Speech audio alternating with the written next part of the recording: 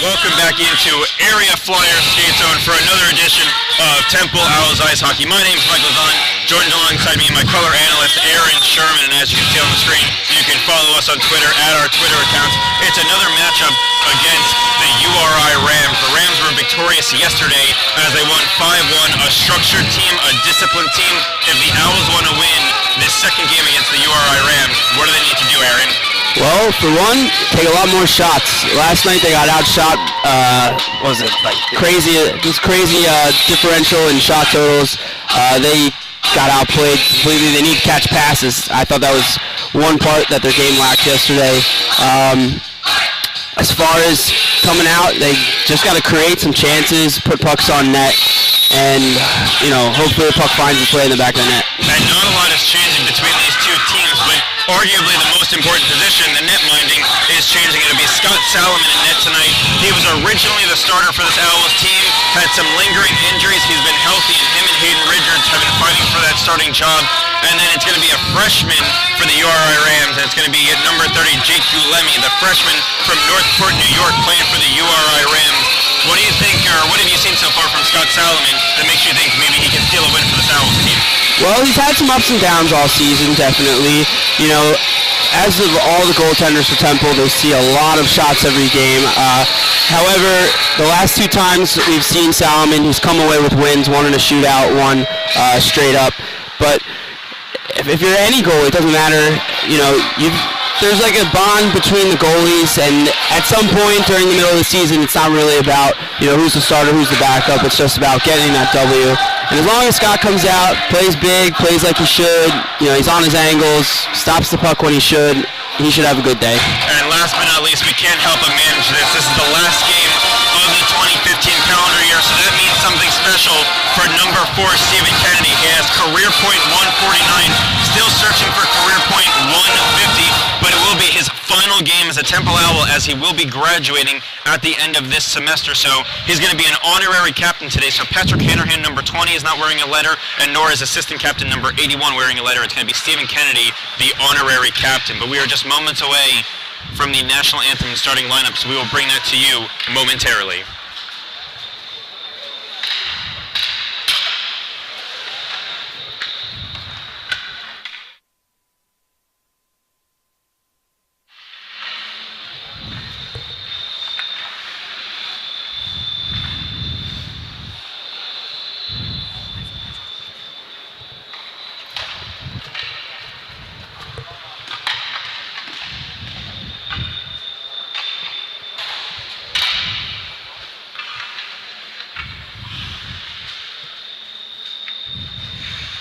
Good afternoon and welcome to the Cavity Busters Flyers Skate Zone as the Rhode Island Rams take on your Temple Owls.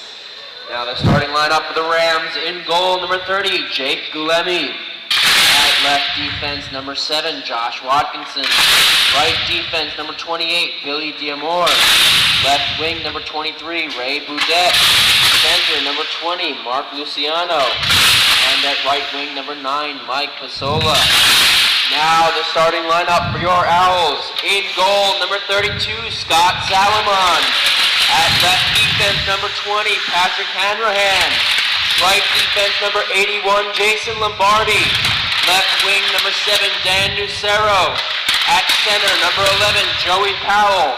And in his last game as a Temple Owl, the 6-foot forward from Ambler, PA, honorary captain, number 4, Steve Kennedy.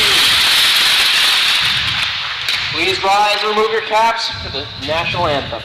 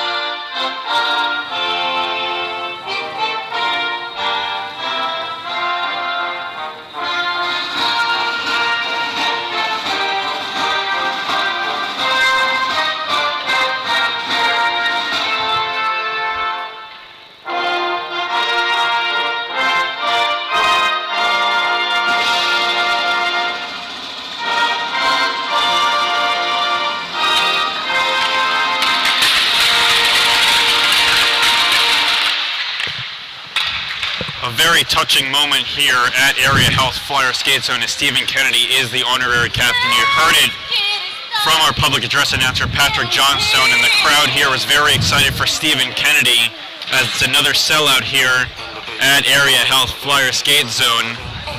And we are just mere moments away from puck drop as the Owls are huddled together around their netminder, Scott Salomon. They're ready. They want revenge against this URI Rams team. They need to stay out of the penalty box. You said it yesterday, Aaron, and that's a place that they struggled in, and then they weren't even able to capitalize on the power play too much. Their lone goal did come on the power play, and that was from number 7, Dan Nacero. That's right. Stay out of the box. Special teams can win or lose games. I said it all day yesterday. Temple found its way into the box a few too many times, ended up giving up a couple too many goals on the penalty kill, and there you have it. They took home the loss. So we're getting for puck drop. It'll be Joey Powell for the Owls, Luciano for the URI Rams, and winning it back cleanly was Powell. He wins it back so cleanly, it skitters all the way towards Salomon, and he is forced to freeze the puck. Only 6 ticks come off the clock, and it's a face-off in the Owls' end. It's going to be Powell and Luciano yet again. This time Luciano wins the draw, so they're both 1 for 1. Deflection out in front doesn't get on net. Salomon's trying to hug the post, doesn't know where it is. And they whistle the play dead already. Some pushing and shoving. Now 13 seconds in, 2 stoppage of play, but still scoreless. What do you think about that start to the game, Aaron? A little slow. I mean, Salomon's going to like seeing the puck a couple times early, but a little slow. So same units stay out for both teams. Already the 3rd face-off in this game. Shot saved there by Salomon, getting his feet wet, makes the first stop of the game. Comes to the far board side, shot doesn't get a deflection out in front. Luciano wanted to tip it out in front. Now hemmed in to the boards is Pasola. He had a goal yesterday for the Rams. Powell's trying to hug him and get that puck free, and Lombardi is giving chase at it. Boudier, who had 2 goals yesterday, is also chipping away at it. That top line is ferocious for this Rams team as they stay with it. It's Boudier now with the puck behind the net, looks for Pasola out in front. The centering attempt goes all the way into the URI Rams end, so a line change is in order as it's Dumbach and Devlin coming on. Kennedy gives chase here, and it's intercepted. Devlin with the puck, backhands it, looking for Kennedy. Kennedy's behind the net. Stephen Kennedy, the honorary captain, gets it back to the point. Dumbach back to Kennedy. Kennedy is working it behind the cage. Devlin, first one to touch up there. He's forced to make a move, surveys his options. Nacero trying to go cross ice, has Devlin. Devlin on the backhand, and it squeaks through! What a goal by Ryan Dumbach, who ultimately gets it off on the backhand. Ryan Dumbach, the first shot of the game for the Owls, and the freshman is fooled. Owls on top, 1-0. Yeah, not a relatively difficult shot, I would say, but, you know, first shot of the game, sometimes goalies not exactly set. That one squeaked through. The freshman's going to want that one back, but we've got a Temple Owls lead. Another thing to mention about the freshman goalie for URI, and that is Jake Gulemi, is that he has a right glove catching hand, so that's a lot different than most goalies. They normally catch with the left hand, and that one just squeaked through the 5-hole, so it didn't matter what handedness he was, as that was a goal still for the Owls nonetheless. So 18:28 remaining in this period, already a goal by Ryan Dumbach, who's played defenseman. He can play forward. He does it all. Now URI is able to gain neutral ice. It's Rankin. Rankin also had a goal yesterday. High-rising shot. Salomon gets a piece of it, hits the protective awning behind him. So the puck is going to stay in the Owls' end, but the puck is out of play. 18-12 remaining in the first period. Nice quick reflex there from Salomon. Makes the shoulder save. Deflects the puck out. Face-off one here by the Rams, comes back to the point. Deflection then goes wide of the cage. Thomas looking for Graham. The two of them have had a ton of chemistry this season. On their line is Kumpf, who punches that puck forward. First one to touch up is James Blute, who then gets it back to the freshman defenseman Kyle McKenna. It's worked to the near board side, can't be retrieved there. It's going to go into the Owls' end, not all the way down for icing, as Thomas slows down the play a little bit, works it on over to Lombardi. Lombardi using the far board side to pass to Kumpf. Kumpf retrieves it, wanted to go back to Lombardi, so he does. Then Devin Thomas can't retrieve that pass, so it comes back out towards center ice. Much like last night, Rhode Island's working a very high forecheck, pressuring the Owls defenders to make a play, and here you go. So you see it right there, a turnover. And who gets that turnover? It's Ian Turner. And then Graham wanted to retrieve that pass, unable to, so he's going to give chase. He's the lone Owls forward still out there as he gets a stick up high, no call there. In what has been thus far a penalty-free period in a back-to-back game against two teams, so there's going to be a lot of bad blood as Kennedy works it on over to Powell. Powell loses it at escape blades. Staying with it was number 3, Philip McCarrick, or Ackermark, I should say. He's from Stockholm, Sweden, and has made his way to URI, wants to play some college hockey. He's one of the better defensemen for this URI team, and you saw it yesterday as Ackermark's now with the puck behind the net of Gulemi. Dennis turns it over to Kennedy, who's wearing the C on his sweater. Ackermark with the puck doubling back. He gets hemmed in by Powell. Kicking off the puck was Nacero, and then he looked back to the point. Dumbuck didn't have his stick on the ice, so he wasn't able to keep that one in, but he is the first one to touch on.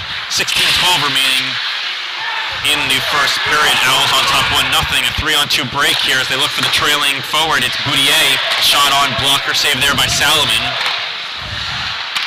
As he's able to pick up his 3rd save of the afternoon thus far. Last night we saw this URI team's all about their systems, and they're continuing to follow that today, creating good chances in front of the net, right in the pucks in the slot, and getting shots on net. Salomon, though, up to the challenge. So it was Kennedy giving on over Lombardi. Now Kennedy working into Nacero. Nacero's had a great start to this game, already his 3rd shift, and he has been buzzing. Put a little too much mustard on that for Hanrahan, as he then got tripped up by Boudier, so he turns over the puck. Shot on by Matson, hits a maze of players out in front of Boudier now with the puck curling back, gets it on over to De Silva, the point man for URI. Working it behind the cage here, as you mentioned, this is a good system. Shot on, saved there by Salomon, no rebound, 15-16 remaining in the first period. I believe that puck hit Hanrahan out in front. He's a little slow to get to the bench. I'm sure he'll put some ice on it and be right back out for the next shift. He is a tough competitor. He also got tripped up by Boudier, so I know he took a big fall afterwards. But now it's Malinese punching the puck forward, giving chases Reed Betzger. I don't even know if Gulemi knew that puck was coming toward him. He reacted a little late for that one. Little shaky start for this URI goalie. I'm sure his players are coming up to him, calming him down a little bit. So it's Van Allen, Betzger, and Malinese. The forwards, all 3 of them are first-year men for the Temple Owls, getting a chance here in a pivotal game in December. And may I mention, for it being December in Philadelphia, it is very warm, 62 degrees when we arrived here at the arena, but it is much cooler in here to keep the ice surfaces nice. So McKinney giving it over to Malinese. Yeah, just to flex the puck out. How about that? It's colder inside the rink here than it is outside in the middle of December, and I wore a t-shirt in the car. You did. You did. Maybe it is true. It is always sunny in Philadelphia, as it is pretty warm, but nonetheless, Pat Devlin to take the draw for the Temple Owls as he's able to tie up his man Price, gets it on over to Vasilev, who's really struggled this year. 0 goals, 1 assist on the season. He's played on the 1st, 2nd, 3rd, and 4th line, and no matter who they put him with, he's really struggled to generate some points, as it's now Fuchs, the Long Island native, touching up, looking for Vasilev. He was pinching up deep. McKinney is able to gain the blue line some more, dumps it off for Price. Price can't handle that one, but then Price retrieves it back in neutral ice, doubling back where Dumbach, the Owls goal scorer in this game, plays with the puck a bit. Rankin, number 14, gets the puck forward, was looking for a teammate there. He ultimately found Moretti, but then it's turned over for Dumbach. Price towards center ice, Devlin kicking it on forward. Gulemi just paddles that one away. Litastansky giving chase, and he took a big hit yesterday. Pretty rare to see Aaron Litastansky go down on his keister, but he did just that. As it's Ackermark getting it on forward to Porter. Porter, the assistant captain, shot on, rebound out in front. Kampf handles it, finds Dumbach. Dumbach and Graham misses some tape-to-tape passing. Didn't see a ton of that yesterday. Graham shot on, saved by Gulemi, and he freezes the puck. 13:31 remaining in the first period. Good action. Very high-speed game from the Temple team. They look much better coming out the start of this one than they did last night. Just the tape-to-tape passing on that last sequence of events was much better than yesterday. Yeah. They really struggled to get a lot of things generating once they hit neutral ice as Kumpf lays out his man, and that man was Nate Bastian. It was almost a ton of him. It was almost as if they had butter on their on their stick last night. Nobody was catching passes. It was Eric Graham iced the puck. He just wasn't able to gain the red line there. So difficult to watch last night. Thus far, a little easier if you're an Owls fan. It's their first lead of the weekend as they went down 4-0 yesterday. Dan Nacero scored with about 3.5 minutes remaining in the second period to make it a 4-1 game, but then the third period, just one goal, and it was from Rankin, made it 5-1, and that was your final yesterday. Already Owls on top 1-0, 13-15 remaining in the first period as Justin McKenney, who played his high school hockey at LaSalle Prep, gets the puck on forward. It's now Devin Thomas looking for Graham. Graham giving chase here. Matson can't beat him out there, so no icing there for the Owls. Lombardi's shot doesn't get through. Finally, it actually pinballs out in front. Covering up is the netminder Gulemi.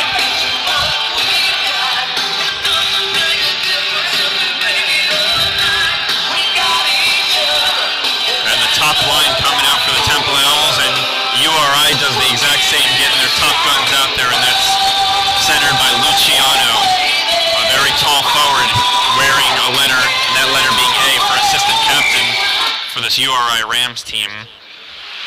The right-handed Powell facing the right-handed Luciano.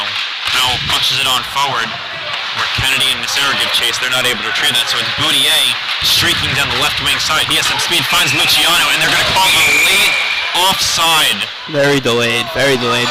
And I like that move by Luciano afterwards. He took the shot on by Salomon, and he's waving his arms up saying, I really wouldn't have took that shot if I knew it was offside. He said it was delayed, so he didn't know, and that's why... Good sportsman, Mike. And that's why Temple in return didn't throw any punches or anything, because you never like your goalie taking a shot after the whistle. Of course not. But they understood the circumstance. That was a very late whistle. Look at this face-off formation. Got Kennedy out wide. Maybe a little home run pass coming here if they had won the draw. Well, URI wins it, so there goes that. Kennedy staying there, and again, wearing the C for his last game as a Temple Owl, has 149 career points in just 2.5 years with the team. That's pretty impressive. As he takes a shot to the chops right there. But he's still okay. He's a hockey player. Shot on, blocker saved there by Salomon, and it hits that protective awning behind him yet again. 12:23 remaining in the first period. Salomon looks steady too to start this game. Already 6 saves. We're not even 8 minutes into this contest. He might try and steal that starting job back from Hayden Richards. It's also the type of saves he's made. It's shots from the point, deflecting pucks out of play. That's exactly what you want to do. Tight, yeah, nothing crazy so far. As the puck does come out of that blue paint, then it's Reed Betzger who gets it a little deeper. Boudier and Pasolo connect, and then it's Pasolo getting the puck deeper. Litistansky's there to play with it. Malinese, the first-year man for the Temple Owls, gets hemmed in momentarily. Litistansky, who's in his second stint with this Temple team, was cut 1 year. He tried out yet again. He's back with the team, number 65.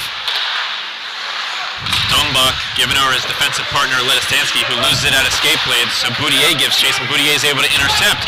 Boudier at the left faceoff side, centering attempt, and what a goal there.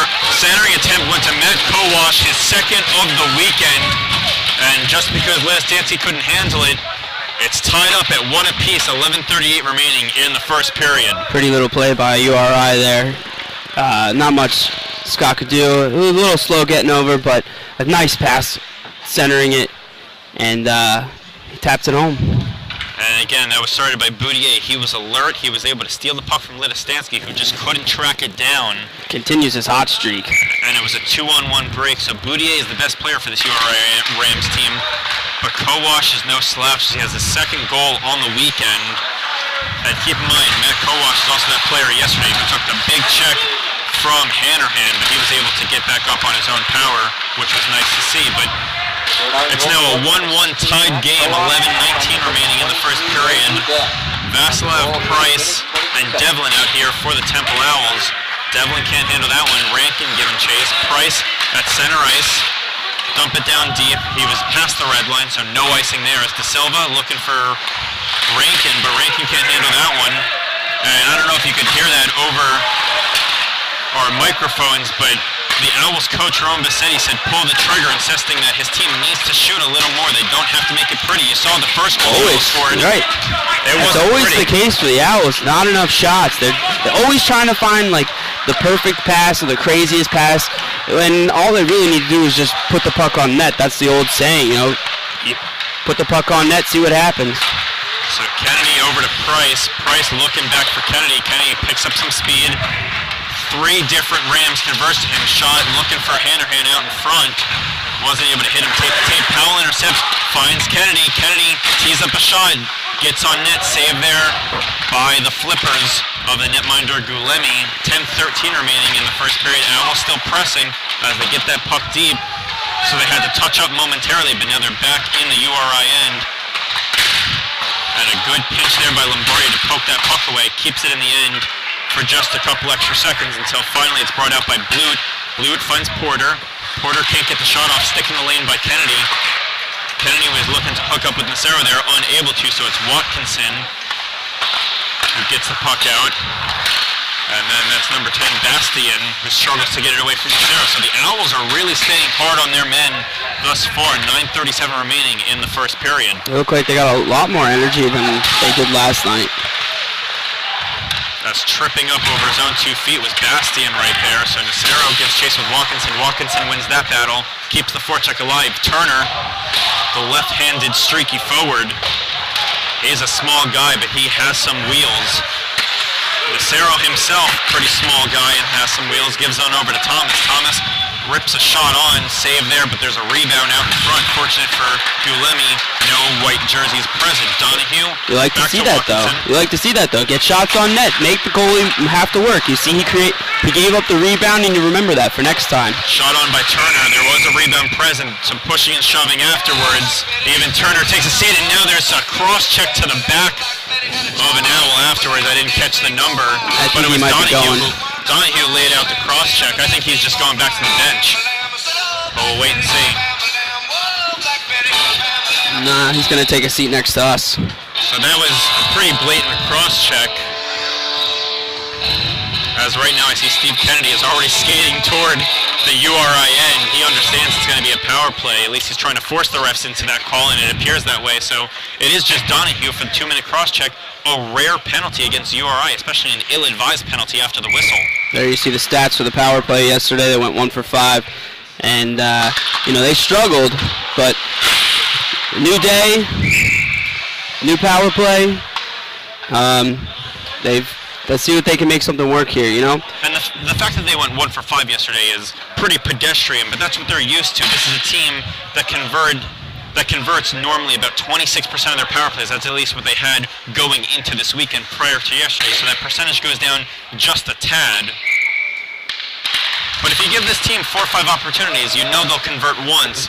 Coach Rhode said he would like it to be a little bit higher two than that. 2 or 3 times. But nonetheless, this is their first power play on the evening. Kennedy just floats the puck on in. Finally, it's picked up by Ackermark, and then that puck is dumped towards Salomon, who's able to play it. And there's no trapezoid here like there is at the NHL and AHL level, so he can play it behind his crease. I think it's something about the way Temple plays their game. They play a pretty run-and-gun like offense, where they rely on their speed and hopefully something happens the right way instead of, you know, sound passing and good plays and cycling, which you need on the power play to do well and to score. Some pushing and shoving out in front. Kennedy looked to center it out to McKenney, and then the backhand try by Hanrahan is gloved down by Gulemi, who's looked better as of late. Let in a softie that you know he'll want back, but he's made some impressive saves as of late. 8:04 remaining in the first period. Good look here for the first shift for the power play, though. They got pucks on net. They got people surrounding the goalie, making it difficult for him. Powell's able to win that draw, the right-handed forward. Now it's Hanrahan over to Lombardi. Lombardi can't handle that hopping puck behind the net. Kennedy and Powell were both there. It ultimately goes over to Powell, who's along the far board side. Cross-ice feed to Lombardi. Lombardi shot and save. Rebound out in front. And a quick whistle there. Now Kennedy is jawing back and forth with Mattson after the play. And Powell as well wants to get some pushing and shoving in, but doesn't look like it's going to result in any loss of manpower. 7:49 remaining in the first period. And the second power play unit is now coming out for the Owls. Lombardi's going to want that shot back a little bit. He waited just a tad bit too long. Maybe if he would have hit that on a one-timer, maybe something different would have happened, but good shot, though, nonetheless. Graham, the second-year man for the Temple Owls, wants to win this draw cleanly back. You see Dumbach is right behind him. They weren't able to. So it's De Silva with the puck. A very good defenseman. He's not able to get it out, and it's Fuchs with the shot on, a rare shot on by Fuchs. And he's strongly been a huge difference for this Temple defense. A first-year man for the Owls, he stepped in, and he hasn't missed a stride. He's had to play some big minutes for this Temple Owls D-Corps.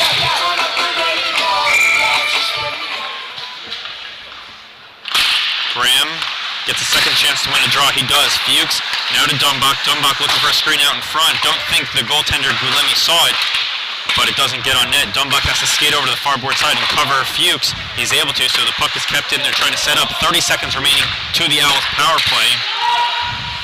Graham to Dumbach. Dumbach back to Graham. Graham can't handle that one. His stick wasn't on the ice. We've seen that a ton as it comes back to the blue paint. Good keep in by Dumbach, but now it's turned over as it's Luciano picking up some speed.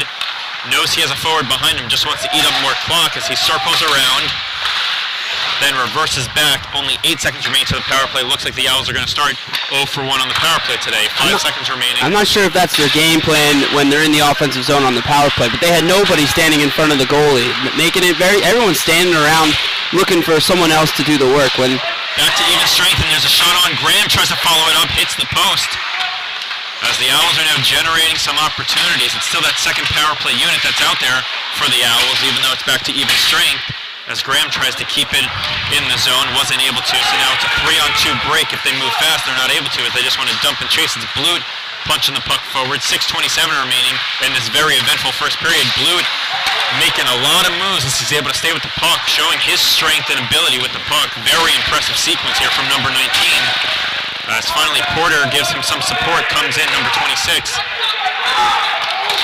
And a lot of screaming and yelling from the Temple bench. Finally the puck comes out of the zone as McKenna springs a pass forward. Very good tape-to-tape pass, and then they dump it down deep. Porter gives chase. Hannerhan first one to the puck. 6 minutes even remaining in this first period. Price gets the puck forward, and it looks like that one is going to go all the way down for icing. The same unit has to stay out for the Temple Owls.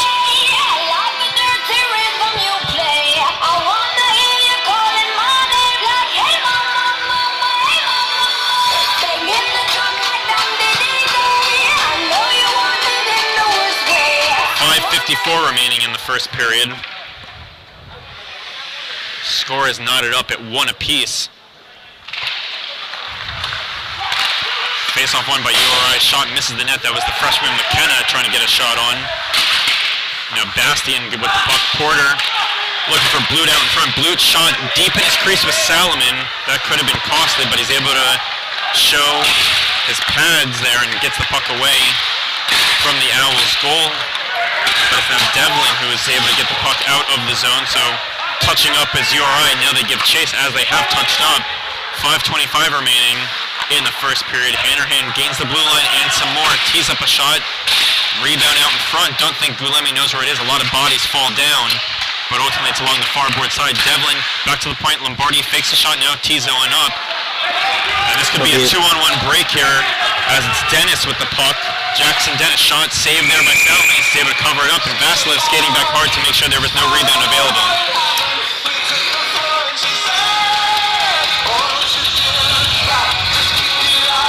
5:02 remaining in the first period. Nice plays back and forth. Temple still, we're even on the shots on net, but you saw a couple there. Difficult to get pucks through all those bodies. URI doing a good job blocking shots. We're getting a couple extra seconds of stoppage. Finally, they handle what they need to, so it's Donahue and Powell for their respective teams. Both were number 11. It was ultimately Powell who was able to win it as he poked it forward. Now Kennedy and Nacero, who are his two line mates, are able to connect here. Nacero is going to go behind the net, isn't able to touch up with it first, so Turner has the puck along the nearboard side. Reverses it around. Now Donahue was able to pick up some speed. Curls back looking for a centering attempt that would have hit off Jackson Dennis's skate. Don't know if it went in, if it would have counted. 4:35 remaining in this first period. Dumbach curling back. Decides to recoil with the puck. Kennedy using the boards to try and get it out, unable to as it was just kept in at that blue paint. Now Dennis with the puck. Gets it back to his defensive partner, Billy Diamore. Looking for an outlet pass here, unsuccessful as Turner didn't touch up with it. So it's an icing against URI. It's a tired unit out here for URI right now. And there's some moaning and groaning from their side, as you can even see in your picture right now. A couple URI players are hunched over as they are very tired. Different unit comes out for the Owls. Kump centering a line between Graham and Thomas, defenseman McKenney and Fuchs at the point.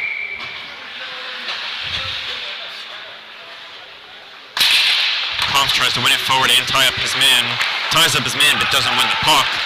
So now URI is able to gain the red line. Now it's a wholesale change for them. Luciano, De Silva, and Boudier come out for URI. It's now De Silva, the defenseman, trying to get the puck deep, was unable to. So now he's going to try it again at that red line. Gets the puck down deep, and it rims around to the nearboard side where Boudier touched up that shot.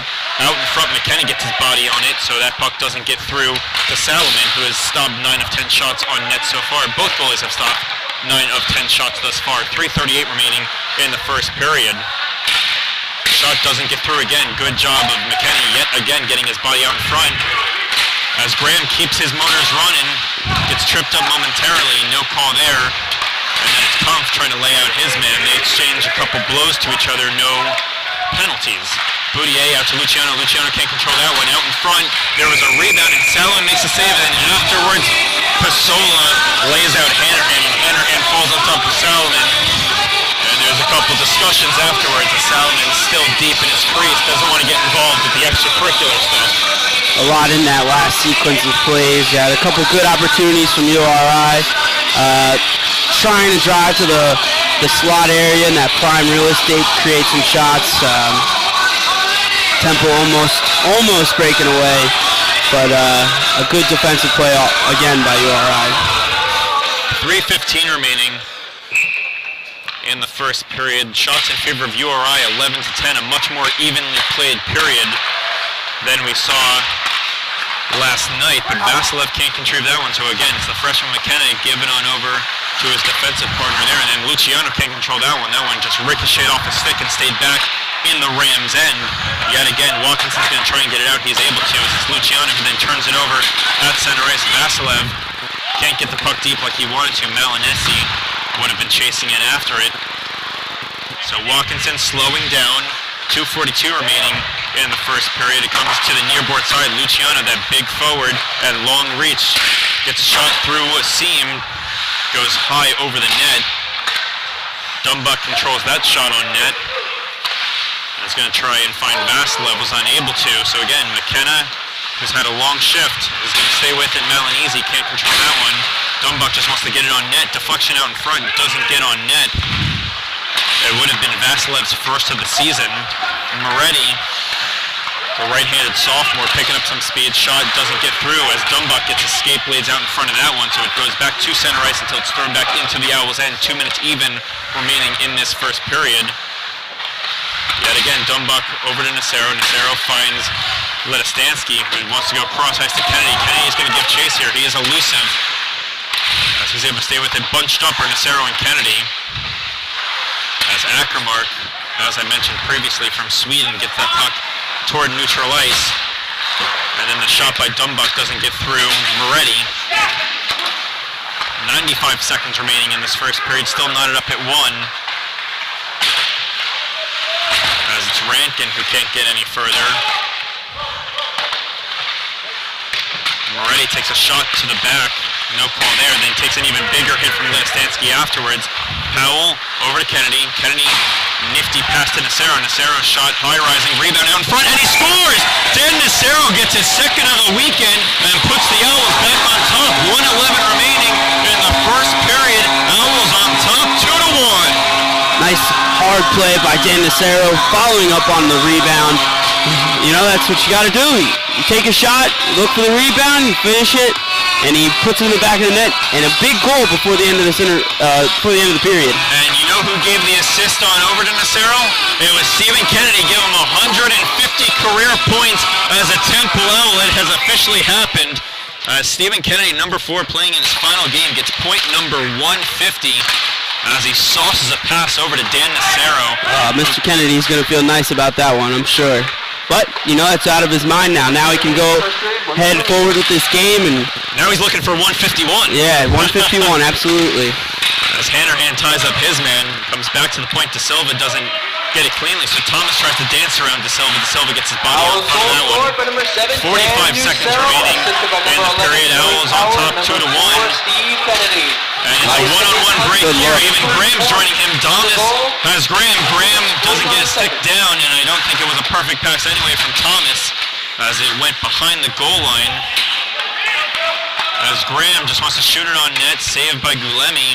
Gives on over his defenseman, Matson. He has a little bit of time to work with 20 seconds remaining. It's worked to the near-board side where McKenna tries to get it on over to Blewett. Blewett can't control that one. That 2-on-1 almost took a little too much time. At some point, if you're ahead of your other guy, go ahead, take a shot. Don't feel bad. Be a little selfish sometimes. And this is going to be the last break here as Luciano gets back just in time. Devlin gives chase, but the Owls are on top 2-1. At the end of the first period.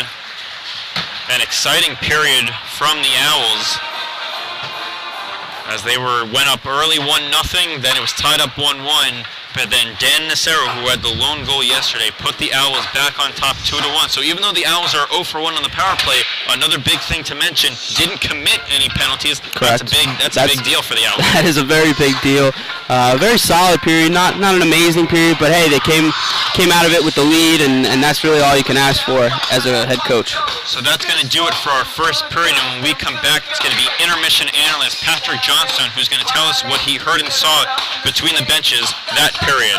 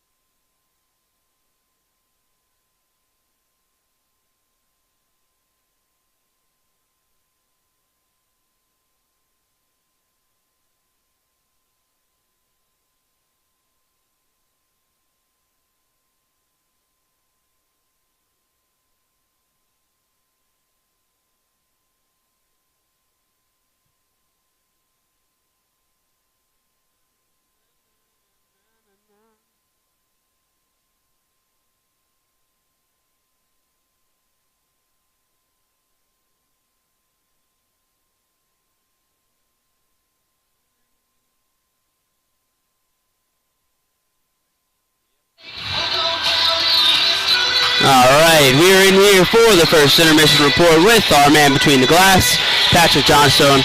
Pat, not a bad first period. What'd you see? Well, to be honest, I expected them to come out more of a fighting nature after what happened and how the game ended yesterday, but I'm surprised only been one penalty and it's against Rhode Island, so pretty solid, not sloppy play. One thing, they are leading in shots 13-11 right now, but in the beginning of the period, I would have liked to see more shots on net because they were getting into the offensive zone and then they were just not doing anything with it. So they could be up more than just 2-1 right now if they were doing more with shots. Absolutely, more shots on net, especially after the shaky start from the Rhode Island goalie. What do you think they got to do to continue this lead? Just keep getting those shots on net. They're leading right now, and usually when they lead in their shots, they're going to win the game. So keep getting shots on net, and also I like the way they've played so far in the first period, and just keep it going. Also, you guys probably pointed out, but Steve Kennedy with his 150th career point. 150 point, yes, congratulations. Honorary captain for the game, so it's nice to see that. I'm sure I want to get point 151 as soon as possible. Yeah. All right, Pat, thank you. We'll see you at the second intermission. Thank you.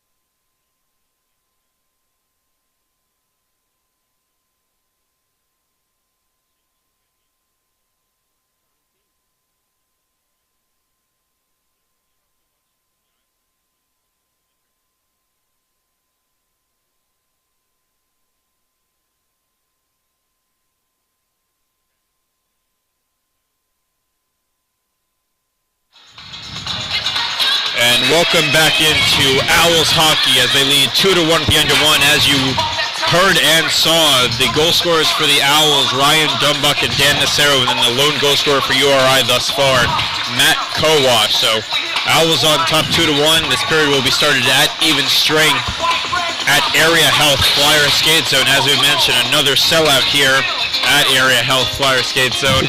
A raucous atmosphere. You can really hear the crowd as they have an impact on this home team.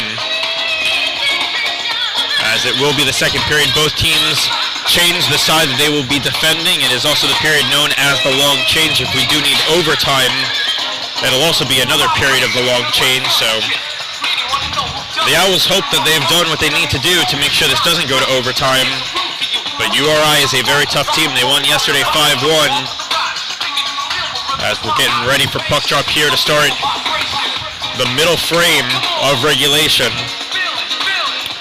Temple needs to do exactly what they did in the first, maybe a couple more shots, but stay out of the box and, work the puck around, create chances. As we do have puck drop here, second period is officially underway. It's Ackermark using the far board side to advance the puck forward. First one there was Pelosa, so he tries to find Luciano out in front. Centering attempt doesn't go home. URI is on fire right now. Shot on save there by Salomon. He had to be alert there. Nacero passes on over to Powell. Powell looking for Kennedy. As there was a stick lift there. Very good play by Ackermark as he lifted Kennedy's stick so he couldn't get a piece of it, and that's why it went all the way down for icing. 19:33 remaining in the second period. From the looks of that start, it looks like longtime coach Joe Augustine possibly lit a fire underneath his team, and they came out fighting right off the front, right off the puck drop here. And if you weren't listening to yesterday's broadcast, this is Joe Augustine's 27th year behind the bench. He's been doing it for quite some time with URI. A very, very smart coach, and that's why he coaches a disciplined team that wins a ton, as it was a high-rising shot, doesn't get on net, as it hit the dasher boards behind the cage. Kennedy trying to locate it. He's finally able to. Just tosses it cross ice where ultimately Hanrahan has to skate over to it, looking for Nacero, not able to go to him. Goes all the way down, not for icing as it goes below the goal line now. Thrown out in front, Nacero tries to get his second of the game, third of the weekend, unable to as he misses the cage there. As Porter deals with it behind the net, Nacero centering attempt looking for Powell. And now it's a foot race here, challenging Salomon as he comes out. Hanrahan and Lombardi still come out, and then Salomon's just going to cover that one up as it comes back to him. Conservative play there by Scott Salomon. 18:49 remaining in the second period. I know when you're a goalie and that puck's coming at you, it's so tempting just to try to throw it up ice, but, you know, so many times I was told by coaches, if you're not feeling comfortable playing the puck, just put it behind the net, set it up. You're better off doing that than passing it to somebody on the wrong team, and then you look even worse. You look real stupid if you pass the puck to the wrong team and they walk in and score on you. So Price, who was banged up a little bit at the end of that first period, is coming back out for his first shift in the second period. He skated out to start a little bit between intermissions. He appears to be okay as this puck is thrown forward. Devlin's going to be the lone owl going forward. Matson beats him in that foot race. So it's URI starting a rush of their own as it's De Silva now finding Rankin. And here's Rankin with the shot on. Hits heavy metal. Kowas trying to follow it up. Rankin with another shot on. And a save by Salomon as he gets his body out in front of it. Covers it up. 18:07 remaining in the second period. Man, did Scott Salomon have to be alert there. Yeah, right there the post played their friend. Bad turnover right in the slot. Not what you want to do. Luckily, the post was on their side for that shot, and puck stays out. Face-off is to the left of the netminder. Salomon shot on out in front. Rebound. McKenny gets it right out of harm's way last second. That's why Aaron reacted that way with the whoa. McKenna trying to get it on net, just forces it into the far corner of the boards. I tell you, nothing feels worse than being a defender, having it tip off your own stick or skate, and it finds its way in the back of the net. He's lucky that didn't happen there. Devin Thomas circling around was looking for Graham, who's had a very strong start to this game. And then Fuchs is beaten there as the puck gets behind him. McKenny just wants to dump it down deep. You hear a loud thud afterwards as McKenny takes the check. He's okay as he goes back onto his own 2 feet. Bastian advances the puck forward where Thomas is going to reverse back as it was turned over in neutral ice. McKenny throws the puck on net, and it's going to be a penalty to URI. That's why McKenny threw it down. Owls getting the second power play of the game. First one was theirs. They didn't score on it. Second one, they have a chance to pounce again. And I hear Justin McKenny say aloud as this place was very quiet, he goes, "What happened?" So he's always a jokester, number 14. He loves to get under the skin of the opposition. And you have to have fun while you play the game, you know? It's a game. You got to have fun. I'm pretty sure he's well aware of what happened because he was the one specifically who dumped the puck deep to make sure that URI could touch up with it. Not quite sure what the long conversation is. So as you can see in your picture right now, they're finally trying to take care of this one as Luciano and Hanrahan both wear number 20 for their respective clubs are talking a little bit as Luciano wears the A for assistant captain, and Hanrahan typically wears the C for captain. This is the lone game he is not wearing the C, as they're giving it to Stephen Kennedy. So number 10, Nate Bastian, is sitting for 2 minutes. That's right now what we see on the scoreboard. Right now, Joe Augustine's getting the explanation from the referee as to what happened. What are you hearing on that? Were you able to hear anything, Aaron? I believe we've got a 2 and 10 coming. I think there was an initial penalty for the slash, and then I believe they're going to say there was a spearing, which will give number 10 Bastian the 10-minute misconduct, so he'll be done for until 7:10 and a whistle of this period. And we got 12 minutes because he picked up the 2, so it's 5:10. Well, someone's serving that for him. Well, Kennedy on the power play right now. You're right, 12 and 10. So 17 minutes remaining in the second period. There's a big check there, and that's going to be another penalty. It's going to be a 5-on-3 advantage for 1:44. A rare sequence here for URI. We started off our game saying that this is a very disciplined team, and they are off their rocker right now. That was a big check. Fortunate to see Powell get up after that hit that he took, and that's going to be Philip Ackermark, the freshman, 5'11", from Stockholm, Sweden. He's sitting for 2 minutes. That's for boarding. So 1:44 of 5-on-3 power play time. Big opportunity right here. This is when you're a coach. You just make sure your team converts. There's no excuses. Typically, when you have a 5-on-3 advantage for even 30 seconds, you need to convert. 1:44. This is almost an entire 2 minutes of 5-on-3 advantage time. So it's Kennedy over to Hanrahan, who is straight away now at the left face-off dot. Kennedy surveying his options. Shot on, looking for a rebound. Powell follows it up. He was behind the goal line. Don't even know how that shot got on net, but ultimately swallowing that one up is the netminder, Gulemi. You don't want to be sloppy here if you're Temple. Make good passes, move for each other. There's a lot of room out there on the ice for the 5 of you. Create something. 16:45 remaining in the second period. A big face-off win by the Rams as it comes along the goal line. Powell over to Lombardi. Lombardi's high-rising shot. Big block out in front by McKenna. Kennedy behind the goal line, still wanting to make sure he made the right pass. Powell cross ice. Lombardi hits the outside of the cage. That's why you might have seen the cage change a little bit, but now it comes out in front. McKenney can't drive that one home as it's swallowed up yet again. 16:20 remaining in the second period. 1:10 to the 5-on-3 advantage. Temple still taking a little bit of time, maybe making their passes a little obvious as to where they're going, which is why URI's having a nice time of getting stops here. They're keeping themselves compact, which is making it difficult to get anything through. So Powell tries to tie up his man, unable to, as it's Boudier who's being aggressive on a 5-on-3 penalty kill. And you know what? It's working so far. Well, absolutely. They know that this Temple team has a hard time breaking into the zone, even if it's 5-on-3. So if he's going to be aggressive, get the puck out of the zone as much as possible and make it difficult for Temple to get back in. Kennedy over to Hanrahan. Hanrahan playing a little bit of hot potato at the blue line, so he turns it over. And it comes back out into neutral ice. Powell dumps it down deep. First one there will be Walkinson or Kennedy. Kennedy beats him by a stride. Now it's De Silva along the nearboard side. Powell gets a piece of that one, so he keeps it in. Cross ice. Lombardi straight away, fakes the shot, and now it's Kennedy who follows that one up. Still can't get it on net. And it's going to be a penalty against Temple. I believe they're going to get Powell for slashing. No, they're going to get Powell for high sticking. Nonetheless, an infraction with the stick. Okay, it's actually McKenney. So that's why. Powell was the one shrugging. I would have liked to have seen Lombardi just rip that shot from the point instead of looking, you know. Yeah, just get shots on net. Especially this goalie's been giving up rebounds left and right today. Put something on net. Make the goalie have to stop the puck. So this is an interesting sequence. For 26 seconds, the Owls will have a 4-on-3 advantage. The fact that they committed a penalty, that's why it's back in their own end. Then, if they're not able to convert on that, it'll be a little bit of 4-on-4.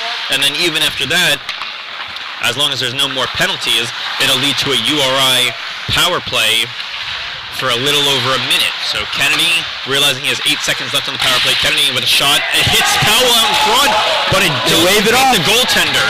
It did hit Powell in front, but it did not beat Gulemi.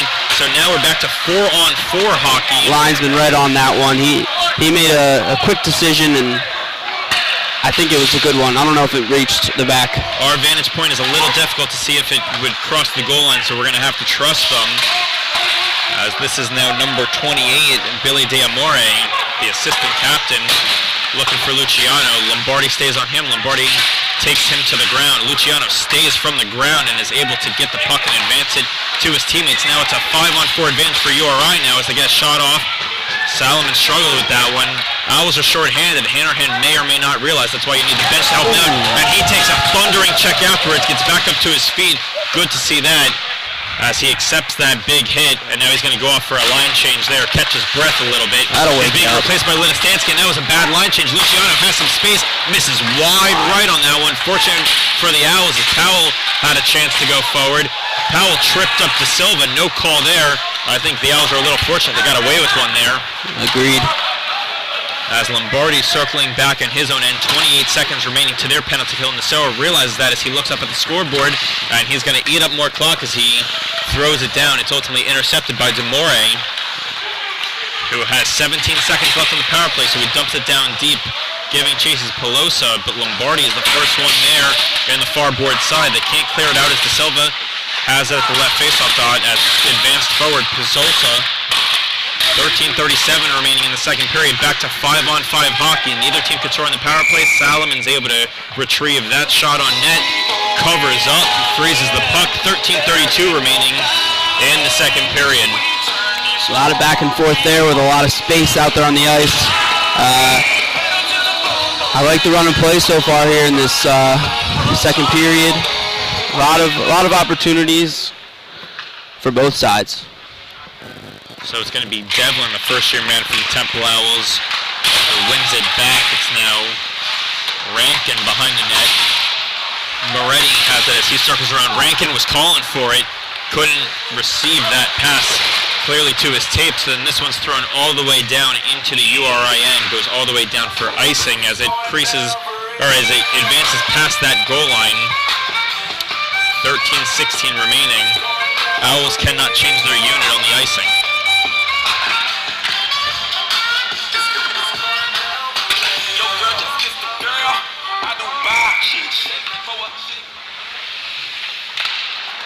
As yet again, URI wins a big offensive draw.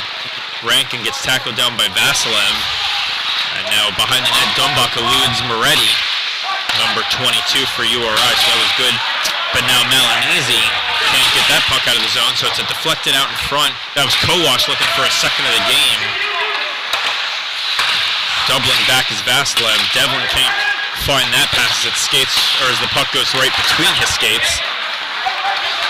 So now it's Rankin with Moretti and Kowash, but it's Dumbach who actually gets there first until that puck is intercepted. It gets his pocket picked, I should say. But URI is relentless right now as they're able to keep it in the end for a long period of time. 12:28 remaining in the second period. Shots in favor of the Owls, 17-14, and all what matters is that they lead on the scoreboard 2-1. As D'Amore has time and space, 5 different URI players are crowding around that net as they look for a centering attempt, but this is now where it may come back to haunt them, as Malinese has a one-on-one break. If he was able to beat Ackermark, he would have been in alone on a breakaway, but Ackermark with a good defensive play there. Ackermark advances the puck in neutral ice. It's Turner. Turner shot misses the net. Blute, number 19, the right-handed forward, can't retrieve that one. As Thomas is able to gain the blue line. What a dipsy doodle move and a backhand shot. That would have been on his highlight reel if he was able to finish off that play. Devin almost Thomas. a pretty one. It still was pretty. He just wasn't able to finish that one off. But wow, that is some of the better moves we've seen at this level of play as McKenney, who is free out of the penalty box, is going to reverse it around the far board side. They're going to deem that it was offside. Surprised to see that the linesman, who blatantly yelled offside, didn't point out of the zone even farther and say intentional offside. Nonetheless, it is still offside, as he warned the players it was an offside warning. The top guns out for the Owls right now, and that being Powell, Nacero, Kennedy, Fuchs, and McKinney are the defensemen. But another face-off win here by URI. Matson has to pounce on that puck quickly, otherwise it would have been Nacero draped all over him. Kennedy punches the puck forward, 11:10 remaining in this second period, and we really appreciate you tuning into our broadcast today on your Saturday afternoon. Powell at center ice wanted to punch the puck forward, but it's Matson picking it up. He's able to gain the red line, no icing here as it goes below the goal line. McKinney reversing around. Luciano wanted to work it behind the cage for the Rams. And now he has the puck to far board side, surveying his options, works it still behind the cage until Kennedy picks up the puck. And then it's turned over there. That's a rare turnover by Stephen Kennedy. And then he tries to get it right back again, trips up over his own 2 feet, so he's out of position right now. And what a move by Joey Powell. Everyone's showing what they can do. Got to turn on the Jets. Dan Nacero picks up some speed here, slows down, looking for the trailing forward, then he turns it over. It's a 2-on-2 break. No surprise, Boutier, Luciano, trying to give it to that extra trailing forward. Now Luciano has to slow down a bit. Shot saved there by Salomon. Extra try doesn't go in.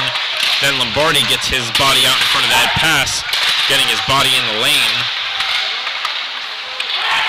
Boutier over to Luciano, saved there by Salomon. A juicy rebound out in front. It's worked back to the right point. McKenna's shot doesn't get through as it hits Lombardi. Now Kennedy has a streaking Nacero with him, but Kennedy wants to take it himself. Kennedy can't go all the way. And now it could be a 2-on-1 break. This is what happens with the period of the long change. Shot on, blocker save there by Salomon as he saves the Owls bacon right there. 9:28 remaining in the second period. The last 3 shots have been awarded to URI as they have the last shots on net, 17 apiece. Still Owls on top, 2-1, as Kennedy has to go off for a line change now. It's Kowash, untouched into the zone backhand, misses the net as it goes far right of the net. McKenna wanted to get the puck even deeper. It's now Moretti at that right faceoff dot. Centering attempt, he had him wide open. That would have been Kowash's second of the game if he's able to pound that one home. Van Allen, the first-year man for the Owls, loses possession of the puck. Hanrahan able to get the blue line, get the high, heavy shot off, misses the net. The Owls are able to keep it in. It's the big body of Aaron Ledistansky. Just got his skate blades out in front of it and kept it in the blue paint. But that was short-lived as it's now back out into neutral ice where Watkinson plays with it. Wants to give it on over to Kowash. Kowash couldn't spot that one. As it's Dumbach behind the net, he can't stay with it. As the Rams, finally we have a whistle. That's off. As the net came off its moorings just last second. And it will stay in the zone. I believe Dumbach accidentally skated into it. Nothing malicious, but lost his balance and it came off just a little, but it counts all the same. You have to whistle it down. As Dumbach now with the puck. As Vasilev couldn't stay with it, but it was Kumpf who got it back to Vasilev. Vasilev's shot doesn't get on. Good back checking by Donahue. The URI Rams forward. 8:10 remaining. Faceoff will be in the Rams' end. Sustaining offensive pressure continues to be the plague of the Temple offense. They just cannot keep the puck in the zone, can't get things going in there. Like I said, they seem to work on that run and gun in transition game. And, well, they have a lead, so it's paying off at some point. They're trying to preserve that lead, and one more would really help the Owls, but URI has something to say about that as Donahue's shot fools the netminder. A little bit of contact from number 6, Jackson Dennis. No call there. 7:53 remaining. URI looks hungry as this period winds down. Still plenty of time. 7:53 remaining in the second period. It's going to be Donahue taking the draw. He loses it. Another big win by the Owls. An area they're not typically good at, but they're doing well pretty well, I should say, here today. As Devin Thomas almost had a breakaway there, but it was ultimately McKenna getting back last second. Diamore also on the fence there. Jackson Dennis going to play with it as he curls back in his own end. 7:30 remaining in the second period. Shots in favor of URI, 18-17. Owls on top of the scoreboard, 2-1. Dale Morey gives on over his defensive partner. Graham stays with that one as Ackermark is going to dump the puck all the way down. Last second, linesman waves no icing. It's a line change here by URI. Oh. Now it's an accidental clear here as it could be a 3-on-2 break. What a pass here as that shot didn't get on net. Salomon would have been hung out to dry there. Comes back to the point. De Silva shot. Hits Aaron Litastansky out in front. The rebound saved there by Salomon. 6:45 remaining in the second period. De Silva at the right point. Gives on over to Luciano. Luciano back to De Silva. De Silva shot along the goal line. Salomon tries to hug that post. The shot wasn't on net. Shot misses yet again. A lot of missed opportunities for URI to convert as this one was hit by a high stick of Nacero. The next one to touch up with it would have had to have been a URI player. They're going to deem that it is high sticking nonetheless. It's a good move. The face-off will come all the way back, so. It was a good play by URI specifically, not to play the puck.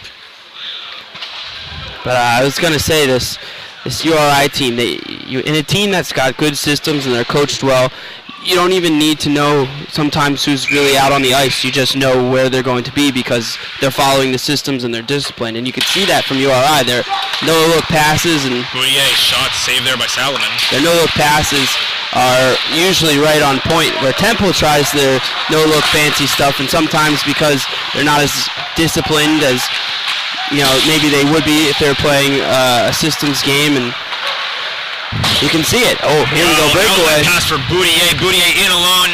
What a goal by Boudier. Give him a goal and an assist on the evening.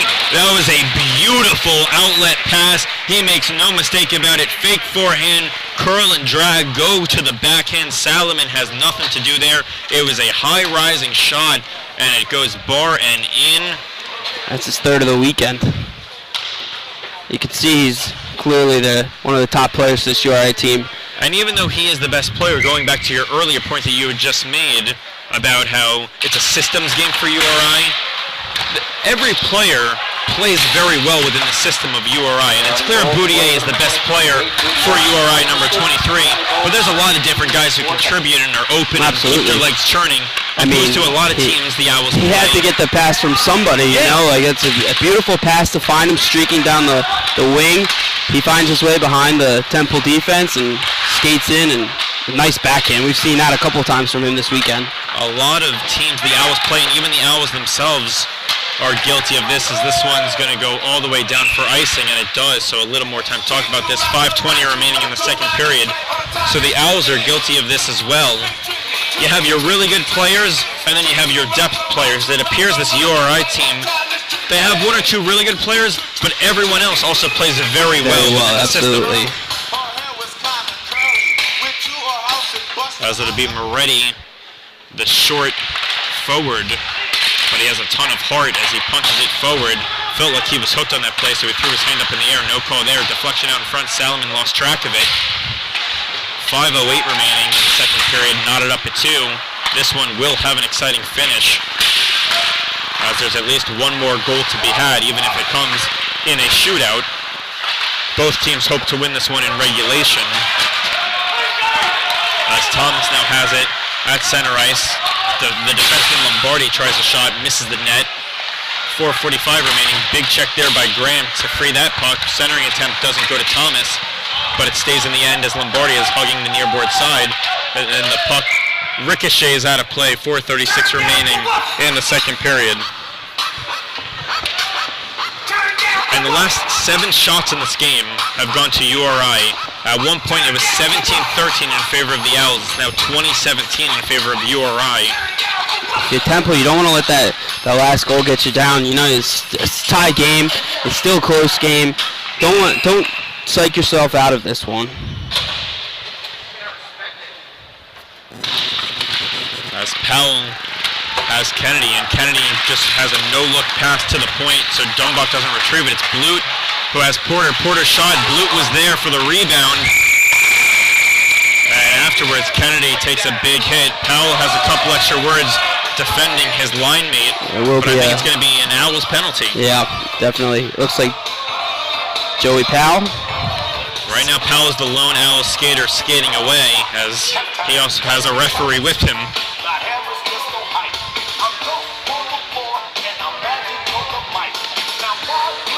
So we're going to get the signal.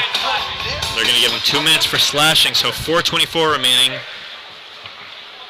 And that's a rare Owls penalty in this game, which has been good for the Owls, but it is 2-2. Not the time to give up a penalty. Only their second penalty of the game, as McKenney previously had a high sticking penalty. That negated the original 5-on-3, so let's see what URI can do. As the Owls are scared of that number 23, as it's Boudier who has the point straight away at the point, gives it on over to Dale Moraine. Boudier with the high-rising shot, hits right off the dashboards. Could have been a rebound opportunity for Rankin there. Rankin now with the puck, number 14, gives on back for Boudier. Boudier is going to slow it down a bit, walking the line, uses the nearboard side, right face-off dot. Rankin shot, and it gets through a seam as he goes 5-hole. Power play goal for URI, as that's Rankin on the power play. 3 different goal scorers for URI, and it's their first lead of the game. With 3:50 remaining in the second period, URI up 3-2. Salomon maybe leaning a little to his right, thinking pass. Hanrahan also trying to block out the pass. Leaves a little bit of room open for Rankin to take that shot. He squeaks it in near side. And gives this URI team a lead. Not what you want to do. Obviously the penalty, not the right time to take, and burned him in the end. So it's now 9 straight shots that have gone to URI, and URI is still pressing as Blute punching the puck forward. What a save there. Salomon had to be alert. Blocker save there. So that's 10 straight shots for URI. Now Dumbuck, the defenseman, is punching the puck forward, covering up. By number 23, Ray Boudier. Is Gulemi. 16 minutes, 10 seconds. So 3:27 remaining in the second period. URI takes their first lead of the game. Still an entire period of regulation remaining and some change. But you can feel the life out of this Temple team. Sucked a little bit. And, excuse me. I forgot what I was going to say, but... I think it's also the crowd. The crowd is nowhere near as loud as they once were. 3:20 remaining here in the second period. As a stick goes flying into the air, didn't catch the number of who lost their stick, but everyone has a stick now, so he was able to retrieve it, whoever it was. I believe it was James Blute. Shot misses the net. That was De Silva as he shakes his head, had his head in the rafters there as he stared down the rafters after that play. At last second, Blute couldn't get onside, so it's offside for the URI Rams. This second period Owls team looks like the Owls team we watched yesterday play. A little lethargic, a little slow around the ice. Rhode Island's starting to really step up their game. They look like they've kicked it into high gear. Kenny wanted to get it on over to Kennedy. No icing here. A rare line of Melanese. Kennedy, who centers it out to Nacero. That's the third forward. Shot on by Nacero. He tries to follow up the rebound. It stays in the end as Fuchs was pinching down deep. Melanese works it behind the cage to Kennedy. Kennedy, who has 150 career points at turn well. Fuchs keeps it in.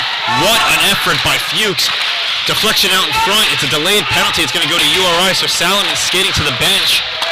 Fuchs shot on, and finally they deem that URI has possession of it, but with 2:17 remaining, hey, Owls back to the power play. It's exactly what you want before the period ends. Another opportunity on the odd man. Let's see if they can work something together here.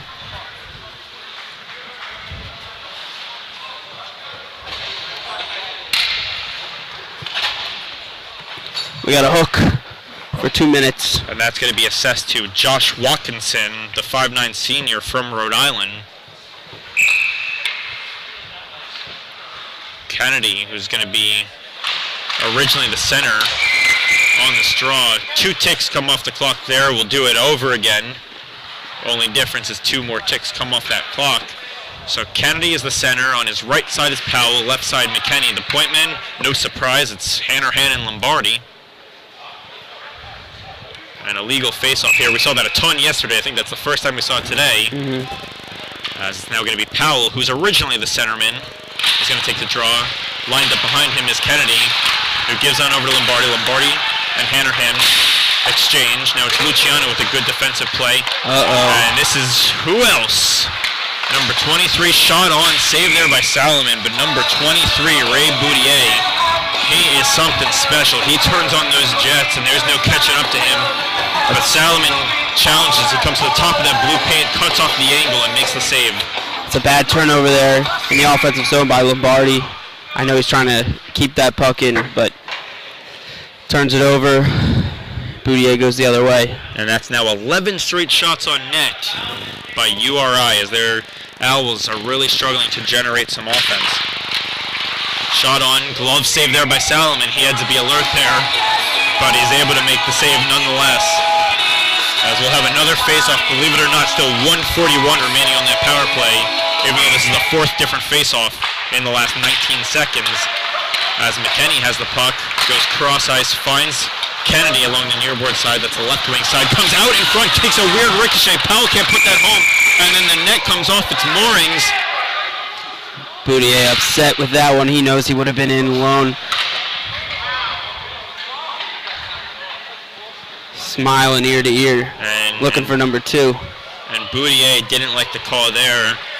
But nothing you can do with the net coming off. As they share some vulgarity with the referee.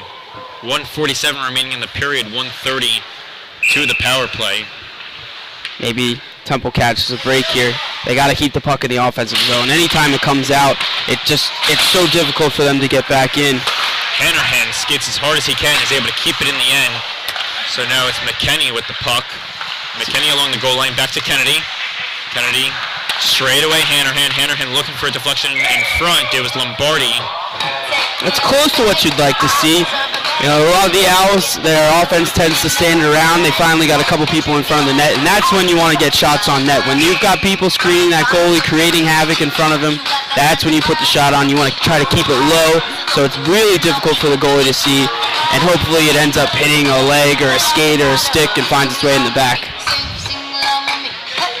Now Joey Powell with McKenney, Kennedy, Hanrahan, and Lombardi. That unit hasn't changed. 1:14 to the power play for the Temple Owls.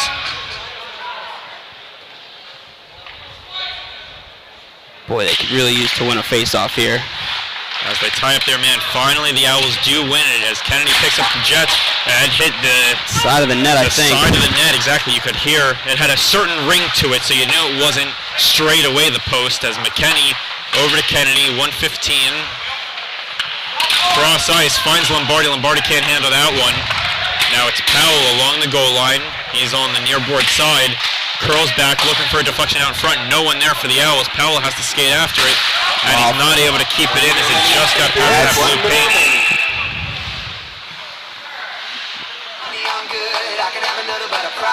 I think they're both Joey going. Powell, what the linesman is telling. It's rare you see a linesman make a call like that. It's okay if it's the referee. I think Joey Powell maybe assessed the penalty.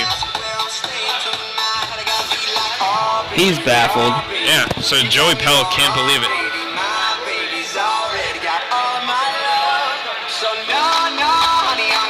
As Joey Powell is beside himself, we're getting an explanation below our perch. So 57.1 seconds remaining.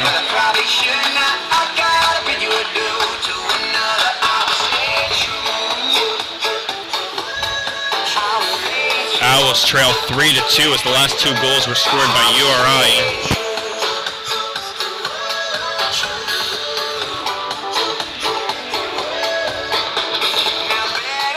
So the linesman made the call, and that's where I'm not understanding exactly what's happening. So a lot of different Owls skating all over, and no one really knows where this puck's going to be dropped. I think, if I understood, and this is the only way the linesman could do it, is likely it was a 10-minute misconduct for arguing a call, and the linesman had just had enough. So that's why it will not result in any loss of manpower. Owl's still on the power play, you're right. but it's probably going to be a 10-minute misconduct, and that's big. Not only because no player should be taking a 10-minute misconduct, but Joey Powell's been hot as of late. Yeah, Joey Powell, arguably the second best forward on this team after Stephen Kennedy, but Owl's still on the power play. 40 seconds remaining in this period. 20 seconds to the power play. He's got 8 points in his last 6 games, and the Owls could use a couple points. As what an effort by Matson. Now it's a foot race. Luciano beats Hannerhan. Hannerhan's going to size him up, stay on him. 20 seconds remaining in the period as we're back to even strength officially now. As they throw it into the far corner. And the first one to touch up are the URI Rams, and it's Boudier nonetheless. You can hear from the bench saying eat it. They would rather just eat this clock up and go into the third period with the lead. Well, Luciano has other thoughts, and that's why he scores with 1.5 seconds left on the clock. A centering attempt to Luciano puts URI up 4-2, and how deflating is that? That one hurts real bad, especially because I'm sure Temple heard the bench yelling eat it a little bit, maybe thought they'd let up, but he played at the last whistle, he played at the last second, and right there they didn't, and cost them. Now we got another down 2 going into the third. Especially before the period ends, it's not what you want to see. So to end that period, the last 13 shots on net are awarded to URI as they lead in the shot department 26-17. They lead on the scoreboard 4-2. The period of the long change has not been good for Temple, and you saw it right there. They led 2-1 at the first intermission, down 4-2 in the second intermission. There's still enough time to mount a comeback, but this is a smart URI team. They know how to play some good, sound defense. So we will get an explanation from the team and or linesman about what exactly happened with Joey Powell. I can only assume it's a 10-minute misconduct. But that's going to do it for our second period, and when we come back, it's going to be Patrick Johnstone, the intermission analyst, who's going to tell you what he heard and saw between the benches.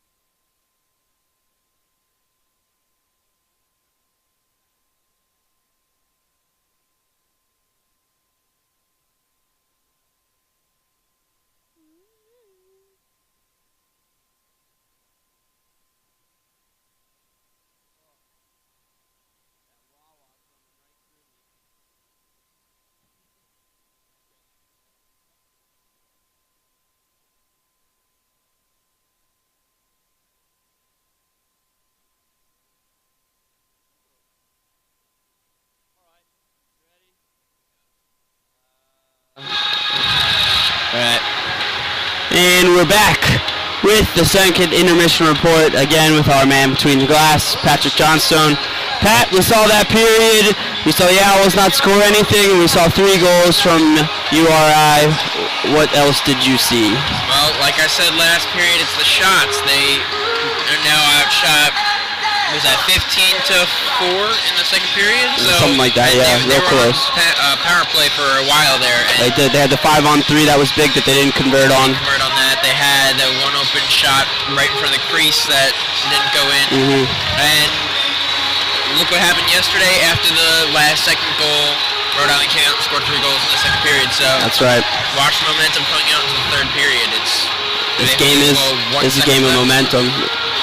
And you can see that something, I don't know what it was, but something about that. You knew something was going to happen. Rhode Island looked like they just turned it on, and they came out and played very well, and Temple looked a little lethargic. Well, anyway, moving forward, we got the third period. There's still 20 minutes left. It's only a 2-goal game.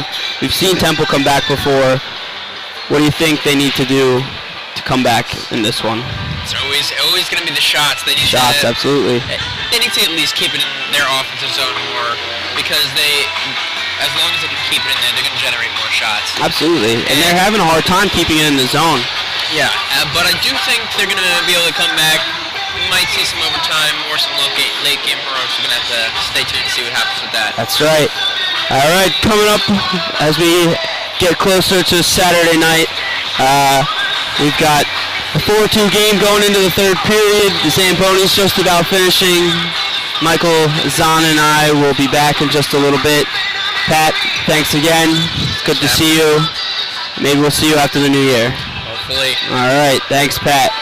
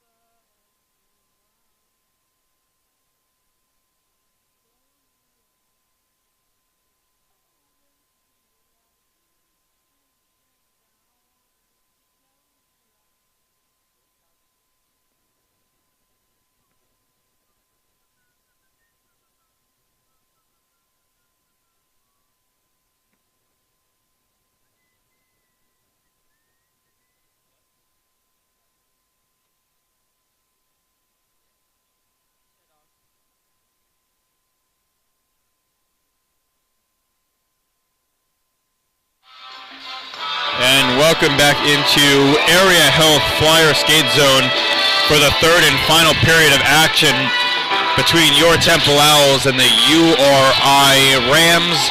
They lead 4-2. Owls took an early 2-1 lead, and that's how the first period ended. The second period was all Rams as they outscored the Owls 3-0, and that's how we've arrived at this 4-2 score.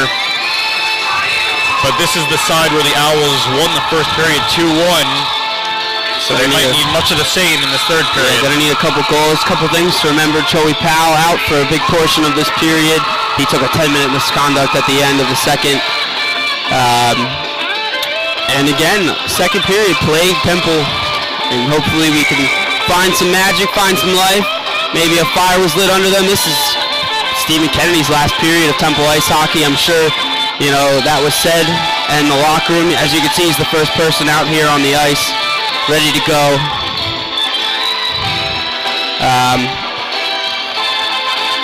I expect a big period from him.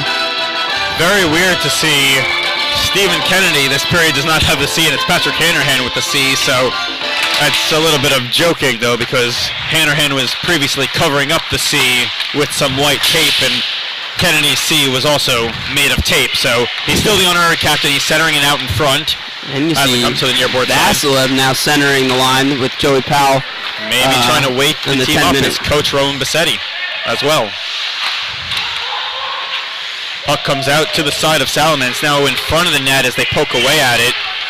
Kennedy and his white jersey that's a little bit dirtier than the rest as he gets down and dirty a lot. Salomon makes the save, no rebound present. 19:23 remaining in the third period. Rams on top 4-2.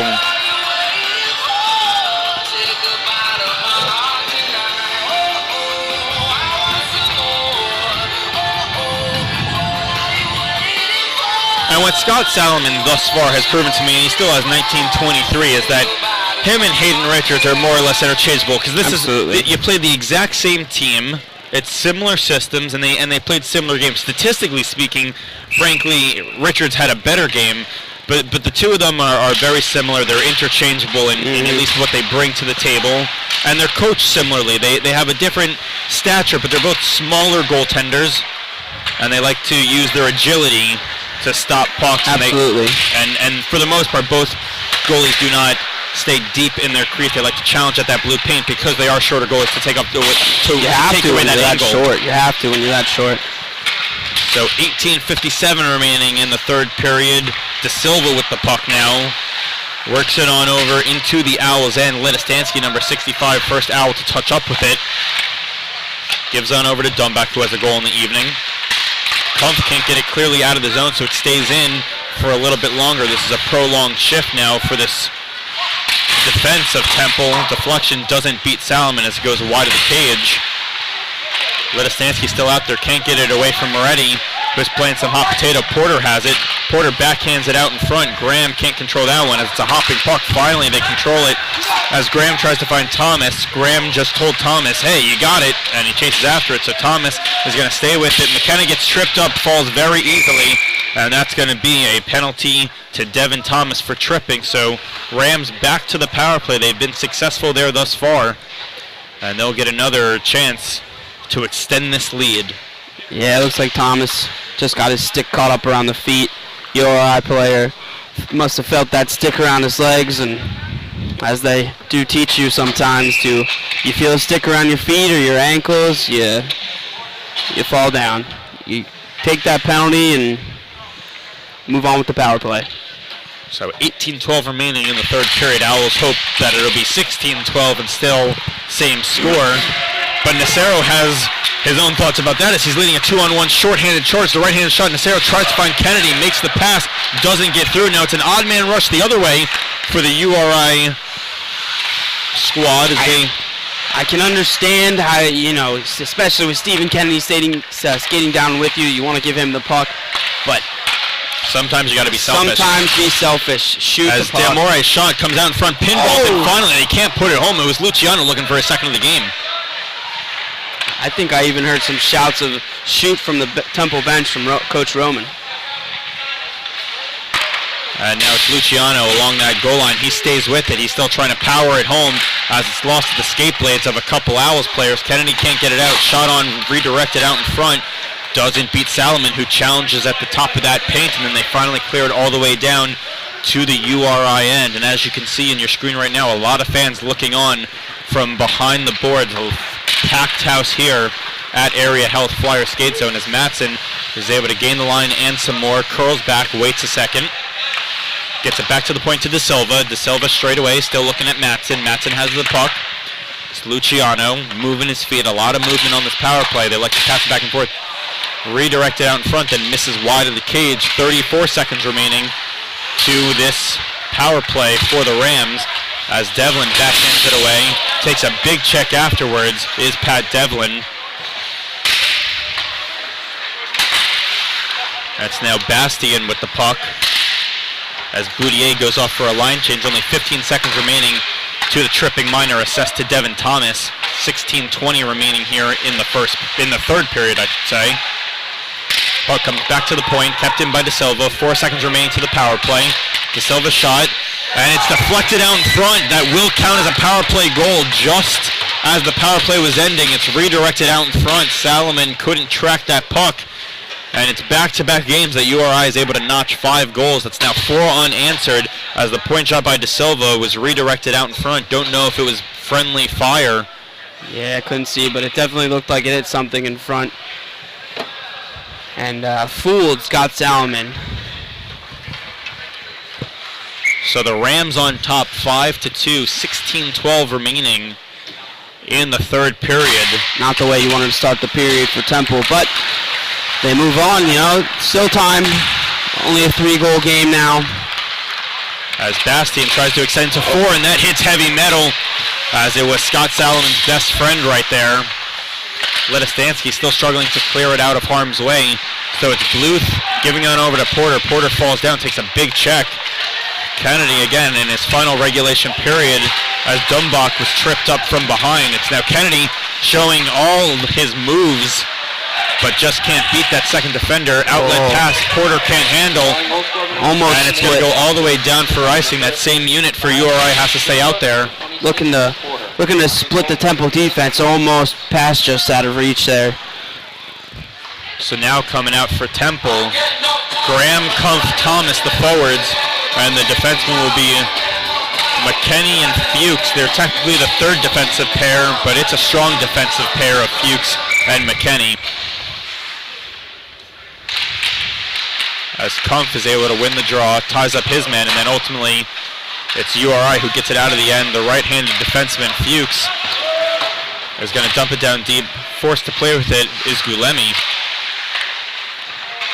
Behind the net, they actually turn it over. McKenney's point shot is deflected by Graham by a high stick. First one to touch up is URI. It was McKenna. And now it's Watkinson who's looking to Porter. Porter backhands it away. Another smart play by URI in their defensive zone. That's where they're best, is in their defensive zone and neutral ice. So Kumpf gains the red line and a little bit more. He is now at the blue line. Takes a big check there from Deamore. Fuchs keeps the line. Is able to glove that one down. Shot on, save there by the netminder. No rebound as it was up in the air for an extra second. And that's the first shot on net by the Owls since the middle of the second period. Still 14:47 remaining in the third period. But man, URI has been on fire as of late. Yeah, they look good moving the puck well. Getting to pucks much faster than the Owls team. Kennedy wins the draw cleanly. Hanrahan shot, hits the body out in front. Vasilev over to Kennedy now. It's Nacero behind the cage. Nacero trying to center it. But that one's just frozen and picked up by the goaltender Gulemi. And this first line, because Powell is serving that 10-minute misconduct of Kennedy, Nacero, Vasilev, was a combination previously in the season, but Vasilev had been demoted, and Powell, rightfully so, had been promoted. But so these guys have a little bit of chemistry. Kennedy gets it back to Lombardi. Now Nacero behind the net. He's along the goal line. Gets hooked for a quick second. No call there.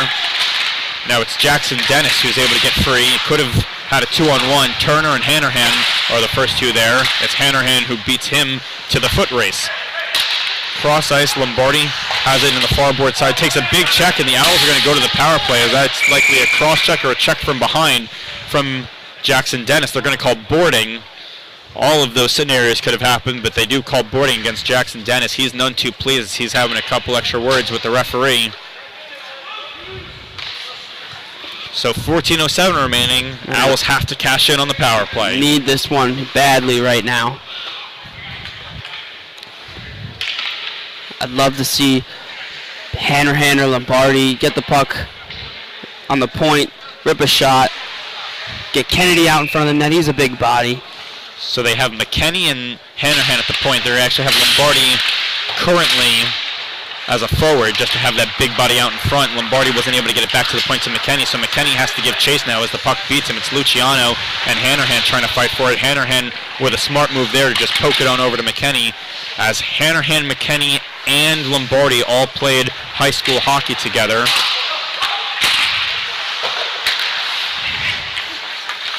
As now Kennedy getting on forward to Nacero. Nacero gets it below the goal line, and just covering it up is the netminder Gulemi. 90 seconds remain to the Owls power play. 13:36 in the period. As a different unit, a wholesale change here, as Roman Bassetti wants to have a completely different unit out there. The defenseman Fuchs Dumbach and the forwards Malinese, Kumpf centering it, and Thomas. And Thomas has had a really good game. He hasn't been there in the box score, at least for goals and assists. He did have a penalty, obviously, as that one's covered up by Gulemi. But Thomas had that early dangle that was very impressive, that he was almost able to finish off. So Kumpf's going to try and win the faceoff again. He's unable to, as it's Boudier who won the draw, and then it's thrown all the way towards Scott Salomon. He has to come out of his crease and play with it. Luciano stays on the Owls, tough, and finally Fuchs was able to get that puck free over to Dumbach. Dumbach put the Owls up 1-0, but that was quite some time ago, as they now trail 5-2, and this could be an odd man rush. Boudier, he is very special. Boudier gets a shot off, saved by Salomon, as again, coming to the top of that blue paint, doesn't freeze the puck, so we play on. But it came to the top of that blue crease and just wanted to make sure he took away the angle from a very skilled player at the ACHA level. Now it's Devin Thomas gaining the red line.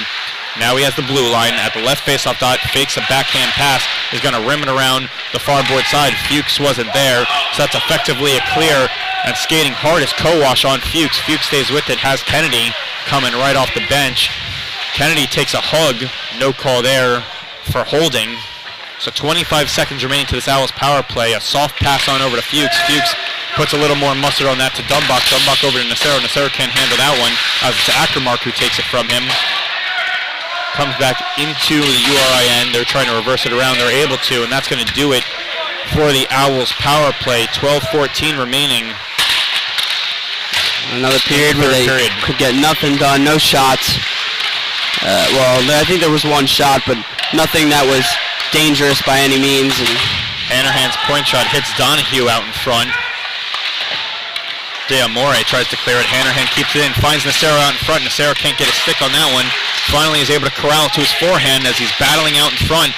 The small forward for the Owls just staying strong on the puck, as finally it comes to neutral ice as URI is able to clear it, but right back in are the Temple Owls as McKenney gives on over to Kennedy. Kennedy can't retrieve that one. It's now Nacero trying to center it out to Kennedy. Unsuccessful there as Jackson Dennis and Lombardi meet up, and they cancel each other out. It's Donahue and Dennis. Dennis gets it back to the defense area where Ackermark has it, reversing it back to De Amore.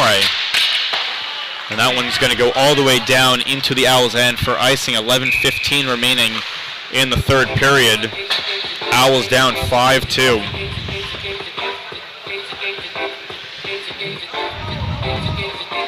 disappointing power play. You're going to want that one back. Not many opportunities left in this game with only 11 minutes left. You got to take them as they come, and Owls letting this one slip away. As Kumpf wins the draw, shot by Graham doesn't get through, and a lot of that has been happening. They get bodies out in front, and that's what URI does. They are very skilled in their defensive end. That's the mark of a good coach. That one comes into the URI end. So the URI bench had a little bit of a scare as a couple guys duck out of the way. No one hurt on the URI bench, fortunately. As it'll be Luciano and Kumpf taking the draw for their respective clubs.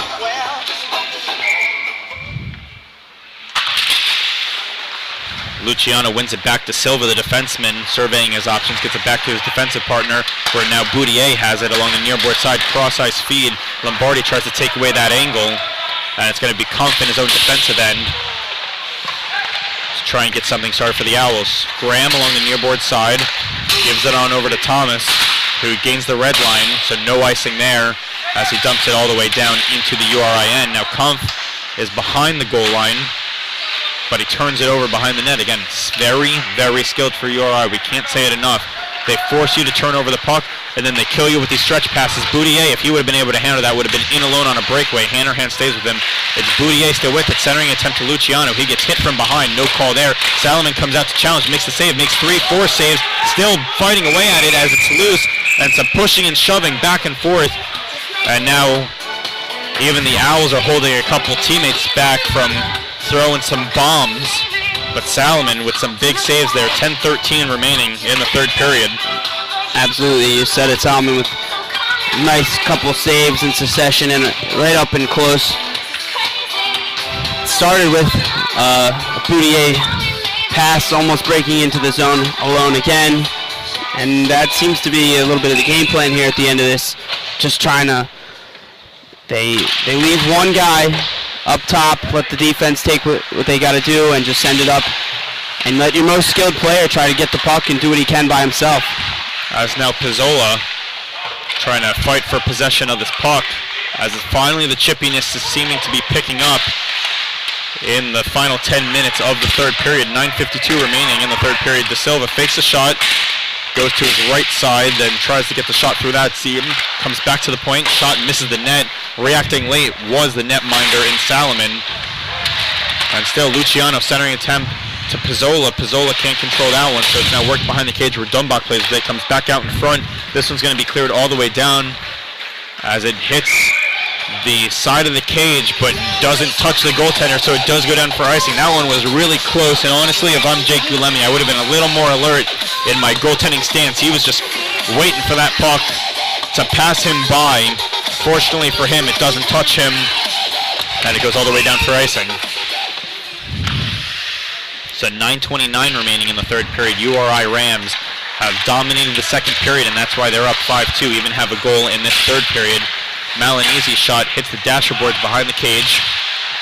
Now it's reversed around to the nearboard side where Rankin can play with it. Finds Kowash. Kowash picking up some speed. He has Moretti to his right side. Shot doesn't get through as Dumbach gets his leg out in front of that one. 9:06 remaining in the third period. Shots in favor of URI, 33-18. It's McKenna canceling out. Him was Malinizi. Shot in the high slot doesn't get through. 8:54 remaining here in the third period, as the Owls are struggling to get out of their zone, something that URI has perfected. Whenever the puck's in their defensive end, they make sure that puck comes right out. Shot by Rankin doesn't get through. Now Devlin's behind the cage, number 28 for the Owls. Can't get the puck too far, so Kowash gets canceled out momentarily, but it's Moretti picking up the puck and advancing it even further where Porter can play with it. He's canceled out by Dumbach. As you can hear some coaching even from the URI bench, as they have made this Temple unit very tired. It's been a long shift here as Malinizi just wants to throw the puck out, and it's going to be an icing.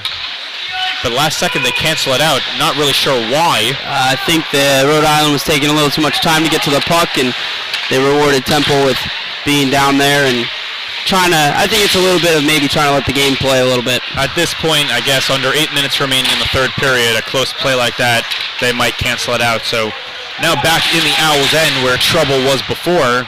URI's here nonetheless. They didn't need the icing call to happen for them to get some yardage and get into the Owls' end. Chasing after it is Nacero, but first one to touch up is D'Amore. As the puck comes back into the Owls' end, Salomon just wants to cover up, realizes that the couple of sequences wasn't good for the Owls, wants to get a different unit out there and slow down the pace of play. 7:30 remaining in the third period. Owls trail 5-2. Owls just continue to have trouble getting into the offensive zone. Can't do anything to get sustain any kind of pressure. And they're having an even harder time in their own zone. So they're going to deem it was a hand pass against the URI Rams. So 5 ticks come off the clock. Puck is going to come out of the Owls' end. Come back out into neutral ice.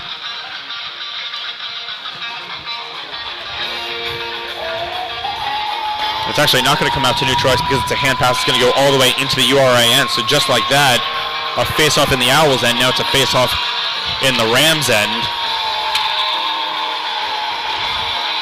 So Kumpf, Thomas, Graham are the forwards. Lombardi, Hannerhan, the defenseman.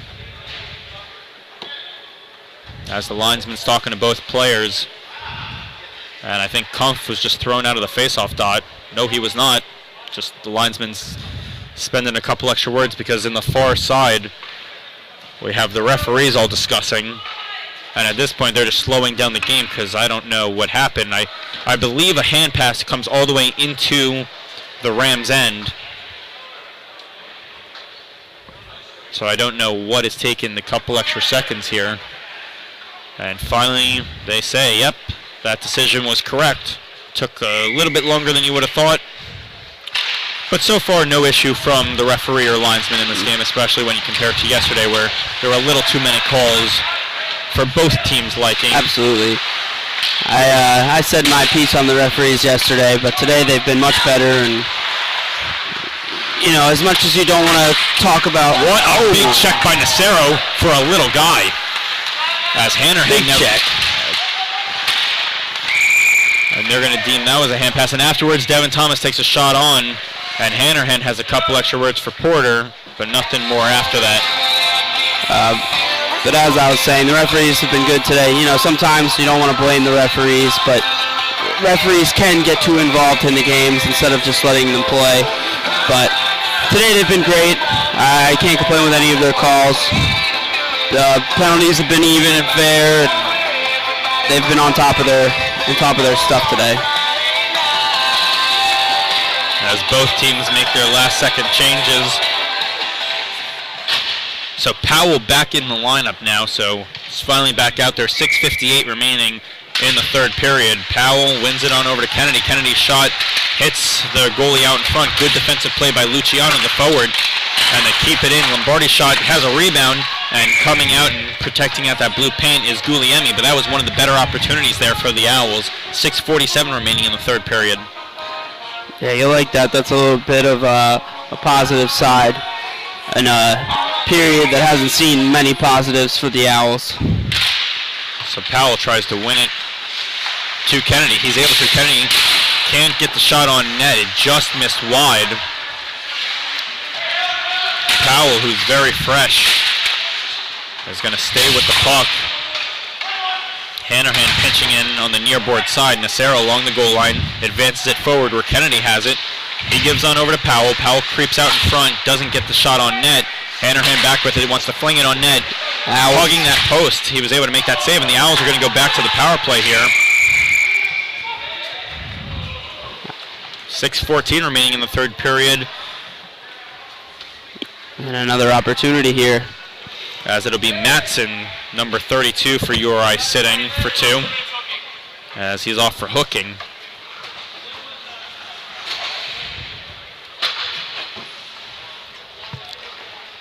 And it's going to be Powell, Kennedy, McKinney as the forwards. Lombardi, Hannerhan, who continue to log a lot of minutes for this D-corps, are going to be on defense. So the Owls are able to win the draw, then give it right back. Lombardi can't keep it in the end, so it comes all the way back. Salomon wants to keep this puck moving and going a little forward, so he slows it down quickly. Hannerhan wants to move this puck, and then he's going to work it behind the cage, slow down the pace of play just a tad. Let his guys get set up. Kennedy with the puck as he comes into neutral ice, makes a couple moves, dances around 2 guys, trying to make it 3 guys, as he curls back, making a couple nice moves in his final minutes as a Temple Owl. Back to Hannerhan. Hannerhan shot deflected out in front, and that's a power play goal, as Justin McKinney, I think, was the last one to touch it. Originally didn't start this season with the team, was a late addition as he finally tried out for the team. Justin McKinney makes it a 5-3 game. Little deflection out in front. A nice way to get a power play goal with 5 minutes left in this game. 5:43 left in this game, excuse me. And maybe that'll spark a little life. There's plenty of time. Goals come in crazy times, and let's see if it sparks this team. It's a 5-3 game, and it's conventional hockey as Salomon makes that save. That if it's a 2-goal differential, sometimes you pull the netminder. If it's a 1 or 2 goal game and the team that's trailing likes to pull their goalie, typically if you're down 2 goals, you look around that 90-second mark, and if you're down 1 goal, you typically look around that minute mark remaining, if that's still the differential. But we will see. We've seen crazier things happen. Temple power play goal scored by number 14, Justin McKinney. 5:30 remaining here in the third period. And number 4, Steve Kennedy. So Steve Kennedy was awarded with an assist as well as Hanrahan was. So that's point number 151 for number 4 in Stephen Kennedy. And who knows, his career might not be done just yet, statistically speaking, as Kampf is able to gain the blue line. A couple high sticks coming up, a forearm shiver from Eric Graham, number 12. Puck comes back out into neutral ice. Aaron Litostansky is able to gain the red line, doesn't dump the puck down deep, loses it momentarily, then it reverses it back, giving chases Graham, but the first one there is Watkinson, number 7, for URI, as he gives it over his defensive partner, McKenna, until Litostansky loses the puck in neutral ice. If you're URI here, you want to play conservative, smart hockey here at the end, maybe a little dump and chase action, especially with how horrendous Temple has been trying to get the puck out of their own zone. And there you see it right there, a little dump. As Temple's going to have to try to break out here. And URI is going to go up for a line change. And they also make very fast line changes. It's just a very well-coached team by Joe Augustine, this URI Rams team. As the puck is dumped on toward Gulemi, he has to cover up. 4:23 remaining in the third period. I can imagine he demands a lot of respect and a lot of grittiness on his team. We got a timeout here. I believe it's going to be Temple timeout as they have an offensive zone draw. As Joe Augustine, we've seen him now 2 games back-to-back. Now, granted, his team has been leading for the majority of both games. The URI Rams didn't trail at all yesterday, and they trailed for a little bit today as they went down 1-0, tied it back up 1-1, and then even went down 2-1, but that was all short-lived. But Augustine doesn't say a ton of words. We've been staring at his bench a ton. He says what he needs to say, and the team responds. They come out tough. He certainly is not one of those coaches who's a yeller and a screamer. He just addresses his team and his team responds. So I think that just comes from a respect factor. You understand when a guy's been coaching for 27 years, he knows what he's talking about. And the results are being shown here this entire weekend. Absolutely. Couldn't agree more. As he's pointing a couple signals to his team, just directing traffic, making sure everyone knows what needs to happen. I'm sure he's got faith in his boys to shut this one down here at the end. Maybe they got a little lazy. They gave up the power play goal. Don't take any penalties here at the end is probably what he's saying. Keep sound defense, play dump and chase. And the Owls are going to try and press. You know that they're going to be very angry and going to make some quick moves. They're going to take a couple chances, including defensemen trying to pitch in offensively. And you saw that from Patrick Hanrahan, as it's now Lombardi, the lone defenseman here that was back as he turned it over. A weak turnover there as Powell punches the puck forward. It's going to be a hand pass. The Owls touch up with it. And Joey Powell is livid.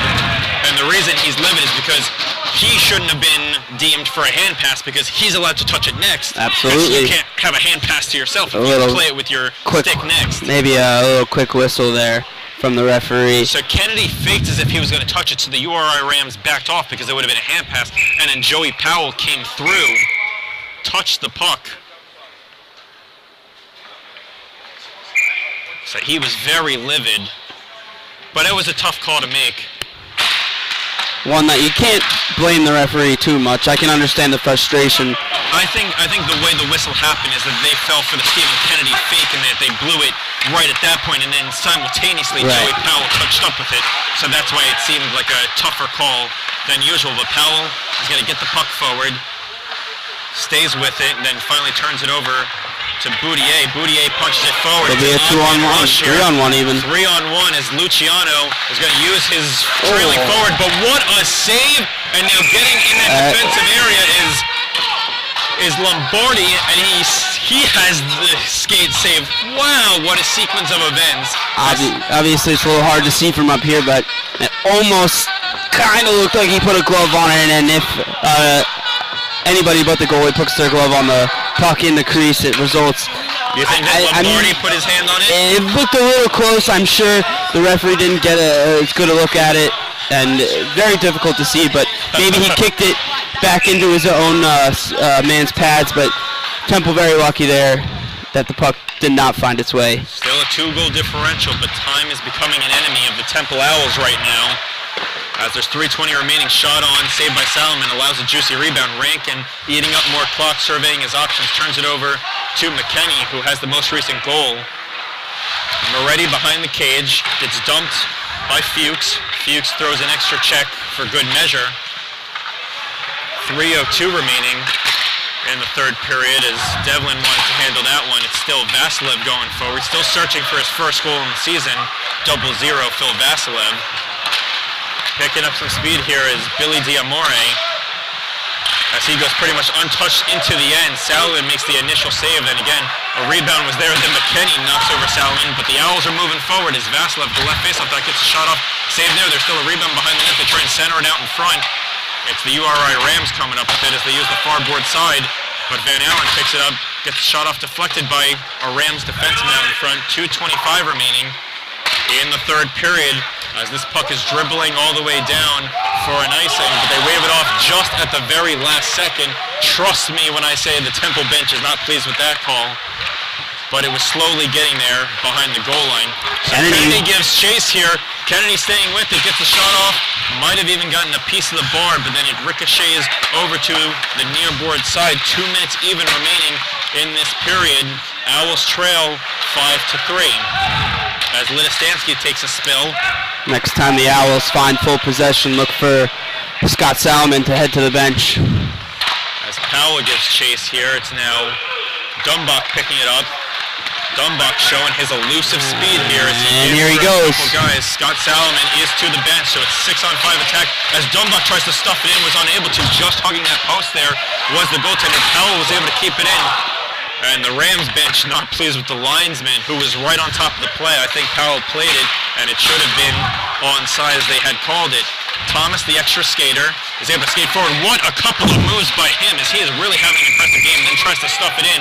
It's covered up by Gulemi. 1:16 remaining. Empty net for the Owls. It'll be a 6-on-5 advantage for the Owls, who trail by 2 goals. But really, let's talk for just a couple seconds about what Devin Thomas has been doing for this team. Very impressed with his hands thus far.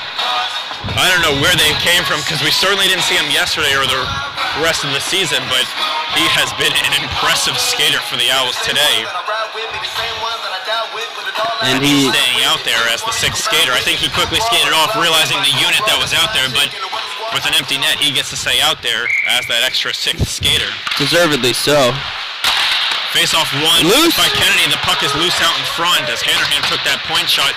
The puck's going all the way down. It will be an icing if Hanrahan gets there. He gets there just in time, but man, Boudier turned on the wheels there.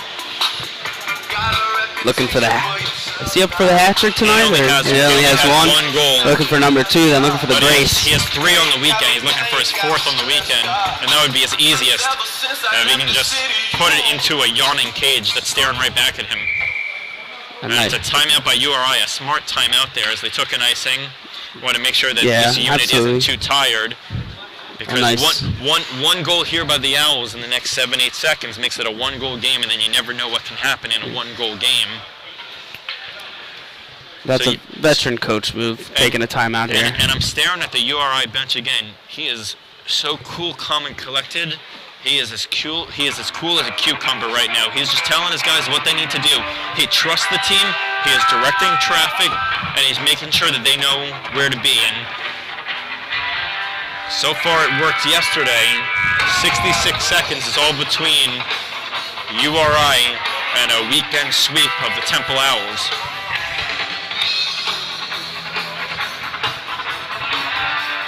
Temple's got to win this face-off here in the offensive zone. Get people to the net. You know, with the extra man on, you could have 2 people minimum trying to screen the goalie, get shots from the point, anything, just put it on net. Hope for the best. And I can only imagine that same unit will stay out here for the Owls for the rest of the game. It'll be Kennedy, Powell, Nacero as the original 3 forwards. Likely Devin Thomas will be that 4th forward. And then the point men will be Lombardi and Hanrahan. And look at that as they skate out there. Those are the 6-man unit for the Owls right now.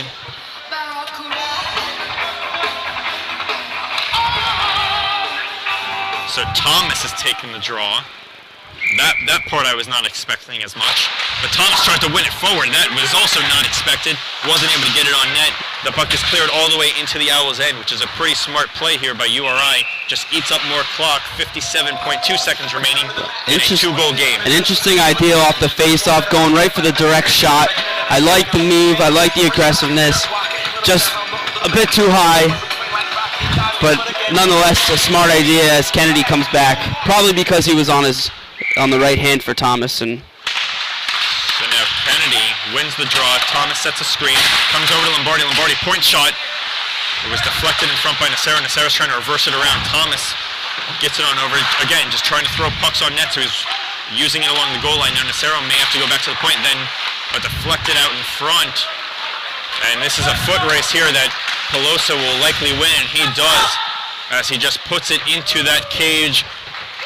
Game, set, match as number 9, Mike Pizzola, is able to put it into the yawning cage. 6-3 URI, and they are going to take the weekend sweep from the Temple Owls. But this was a much more hard-fought effort than yesterday's game. Yeah, I'm not much for moral victories. No, not much for moral victories either. You know, you hate to lose, especially. I'm sure Stephen Kennedy's going to feel the worst out of all of them. But they didn't do enough to win today. Again, a lot of things that need to be worked on after the new year. But give kudos to this URI team. Very impressive, as we've said all weekend. Well coached. 7 seconds remaining in this game. Kennedy tries to center it out in front. That'll do it for this game as the Owls fall to the URI Rams by a score of 63, and a couple players from Temple making sure that they give some pat on the backs to number 4, Stephen Kennedy. It's his final game as a Temple Owl. It was a hard-fought game. He did put up 2 points tonight, so he's up to 151 career points as a Temple Owl, and that's where his mark will stop. What'd you see from this entire weekend between these two teams? Like I said a little bit before, very impressed by the URI team. They stuck to their systems. They made good passes. They put a lot of shots on net. They looked good. Temple, again, not enough offensive creativity, just trying to run and gun.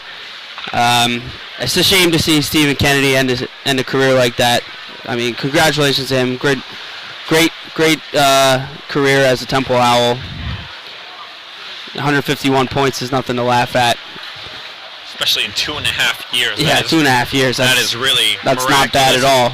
As you had mentioned, it's a little upsetting, just the fashion that he goes out, that it seems almost... You got to wonder what's going to happen. I mean, he was team leader, points and goals, and who's going to step up? That's the next question. That's what kind of questions the head coach has to answer. Who do you find to replace somebody like that? Can you even replace somebody like that? Do you have to change up now the way your team plays, you know? There's a couple guys waiting in the wings for this Temple team that I know would love to take that opportunity, get more ice time. And you know what? One guy I was certainly impressed with today was number 13, Devin Thomas. So maybe he even steps onto that first line role. Powell will stay as the centerman. But that will do it for the 2015 calendar year between the Owls and the URI Rams, as their season series is officially over, and that's also over for Owls playing games in the year of 2015. Not the best of ways to go out, but they lost to a very tough team in URI in back-to-back games. But again, that's going to do it for our game. Thank you for tuning in, and when we see you, it will be year 2016.